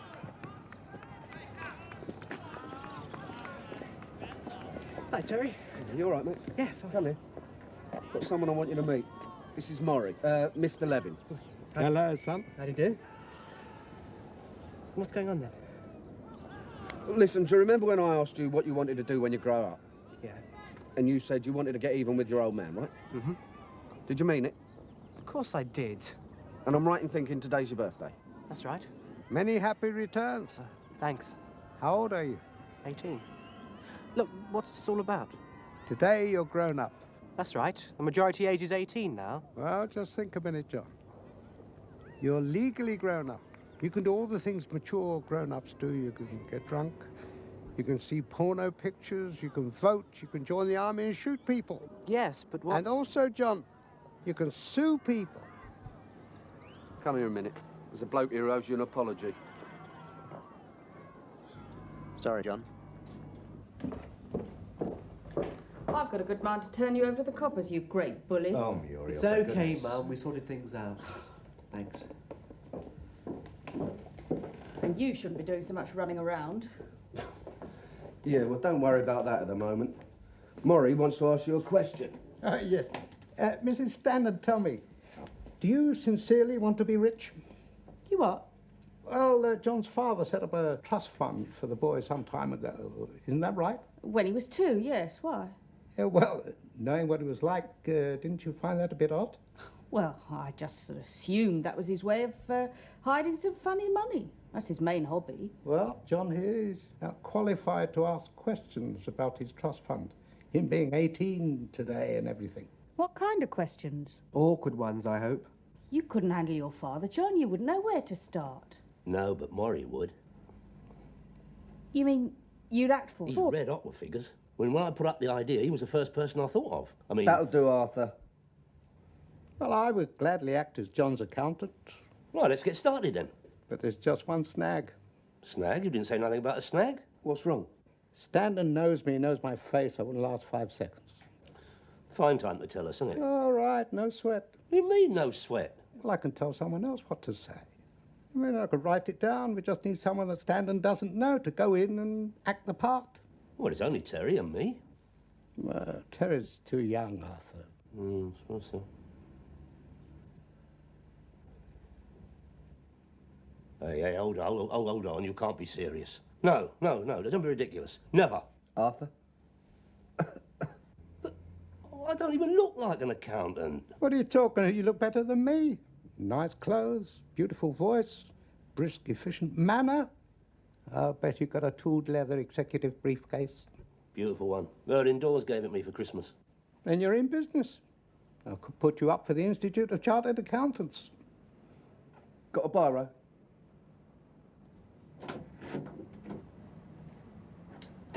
Oh, hello, John. Hello, Miss Fraser. I'd like to see my father, please. Of course. John's here. John who? Your son. If he's after money, tell him nothing's doing. What does he think I do? Photocopy it? It's my birthday. It's his birthday. What? Oh, God, all right. 5 minutes. Good luck, love. Thanks.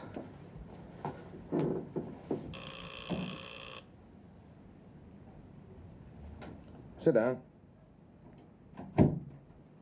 What's all this about a birthday? Oh, that's right, Dad. I didn't make a note of it. Well, you said you wanted to see me on my birthdays. Maybe if it's inconvenient, No, I'll... sit down, sit down. I've got a lot on my plate right now. I understand. I'm hanging on this big deal with the Arabs. Sounds terrific, Dad. Son, I'm not talking about a few quid here. I mean, this one involves millions. Well, if anyone can pull it off, you can. Yeah. Oh, no, John, how are you? Oh, I'm all right. But you can't rush these blokes. As a matter of fact, it's like trying to do business with a bleeding glacier. Yes, sir. May I help you? Oh, I'm with him. Mr. Standen? Yeah. You're a friend of Mr. Standen's? Yeah, that's right, yeah. Are you sure you got the right place? He just came in. Young geezer with glasses. Oh, you mean Mr. Standen Jr.? John. Yeah, that's the one, yeah.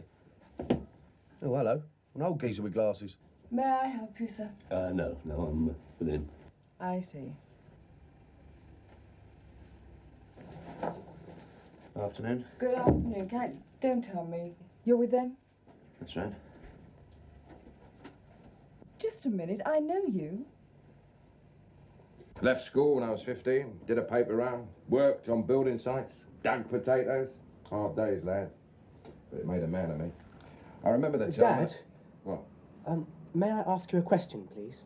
What are fathers for, son, but to answer questions from their children? It's about my trust fund. You what? You set one up for me, didn't you? What's this sudden interest in your trust fund? I mean, it doesn't mature till you reach majority. Ah, well, I was talking to my accountant today, and Just a minute, hold on. You were talking to your... what? My accountant. Oh, I see. You've got an accountant, have you? Yes. But you're just a kid. No, Father. I'm 18 today, and that is the age of majority. So, I would like to discuss my financial affairs, starting with my trust fund. Get out, wasting my time with these dopey ideas. Go on, off it. Actually, I brought him along. I think you should sit in on this. Would you step in, Mr. Daly? Yeah.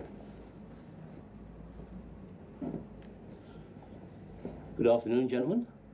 This is my father, Mr. Daly. Arthur E. Daly, Institute of Certified Accountants. I'm going to count to 3. My client would like to discuss the trust fund. 1. That you set up in 1964, I understand? 2. To mature when he came of age. Is that correct? 3. And that's what your darling boss did to him. But that's awful. Yeah, you watch out, Miss Fraser. You could be next. You could be right. Terry? No, hold on. You don't want to go in there. Why not? No, they're talking business. Here, ain't you Terry McCann? Yeah, that's right. I saw you fight a few years back. Yeah? Yeah. I saw you knock out Brick Maloney in under 3 rounds. Yeah, that's right. He was fantastic. I can believe it. I think you're right. Hey? I don't want to go in there. Nah, that's the spirit. I'll go and get a cup of tea. What a good idea. Yeah. Nice to see you, Till. Yeah, keep jabbing. My client would like to know when he can expect to use the income from the fund. Miss Fraser, where the hell's Charlie? Was any arrangement made to do so prior to the maturity of the trust? It is managed, I understand, by Filbert Nominees Limited, a company resident in the Isle of Wight. Man. Isle of Man. That's correct. Who told you about Filbert Nominees? I also understand the aforementioned company, the controlling body of my client's trust fund, is a company wholly owned by Standen Enterprises. To wit, you, Mr. Standen. Who gave you this load of old cobblers, eh?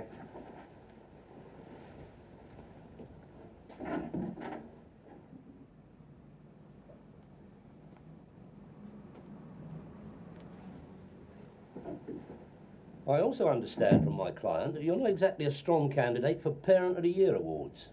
So the idea of you setting up a trust fund for your son is about as likely as, well, Crystal Palace winning a European Cup. I am willing to lay you odds that if we was to look into this trust fund, instead of the 200,000 that should be there, we find nothing but a couple of old buttons and a dead rat. What are you doing? What does it look like? Mrs. Standen said you were saving up to buy a house. Well, I'm just going to have to skimp on the carpets, aren't I?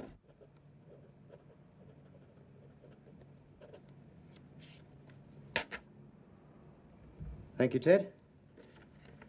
I know how that must have hurt.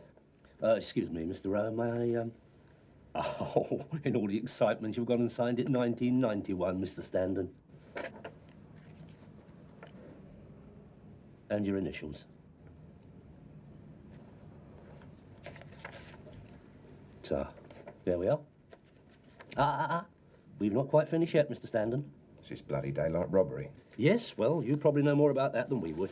It's a little matter of Mrs. Standen's maintenance, and her mortgage, and my client's school fees. I have all the papers here. They're all in arrears. Well, a busy man like you can't be expected to remember everything, can he? What should we say, year's payment in advance for all three? Good, well done. Thank you for being so understanding. You see how efficient you can be when you try. Go to well. Thank you.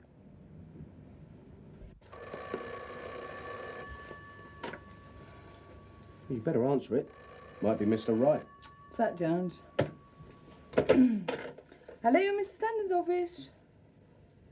Kuwait. I'll hold. Put them through.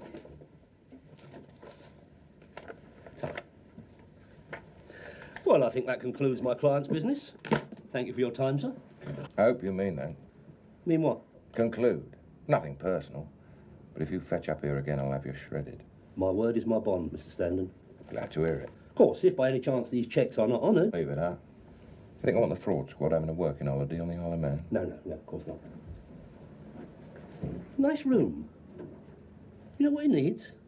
Record player. Sort of antique. Chippendale. Yes. Then we could set all this to music, couldn't we? Go on, get out. Thank you.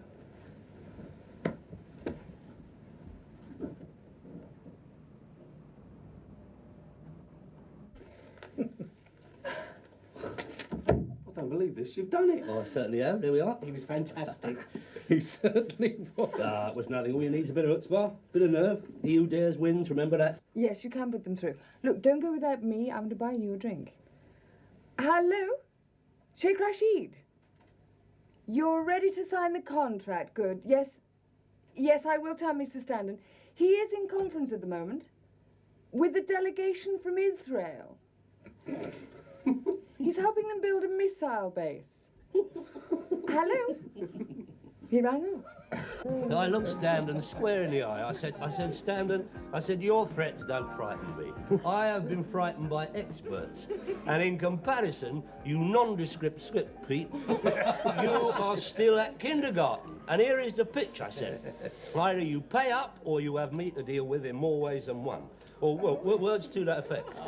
Listen, I don't expect you'll hear this very often, but I'm proud of you, my son. Well, I'm very proud of John for standing up to his father like that. Come here. Hello, happy birthday, John. Well, it was Maury who told me what to say. Alfred, could I have my script back? You never know, I may be able to use it again. Yeah, well, Maury, I didn't actually use the script, you know. I mean, I just used a basic idea, and I'm more extemporising, you know. I mean, I'm very good at thinking on my feet. Mr. Daly? Yes, my son. Mum says you know all about record players. Does she? Well, the thing is, she bought me one for my birthday. Oh, did she? Well, the thing is, it won't work. Won't work. She said she went to some Flash Harry who sold her a dud. Somebody told me they were intended for the Swedish market. Won't go on our electricity. Of course, I don't know. Mum said if I talk to you, maybe you could get it fixed. Oh, did she? It's lucky you can think on your feet, isn't it, son? I can think on my feet. Arthur. What? Who's paying for this junkie? It's on me. It's the least I can do. Landlord? Sorry, I haven't got anything smaller than that. I'm sure I can change it for you, sir.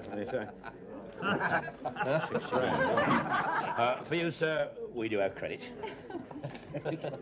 Have you ever considered becoming a member of this establishment? Proposed. Seconded. Third. Hereby elected. Come on, then. Speech. My friends, for so you all are, I don't want to dwell on my involvement with this business this afternoon, but I would just like to say these few words. A drink from me. The drinks are on me. Oh. You know, Drinks are on, Arthur. Eric, what you having? A large one?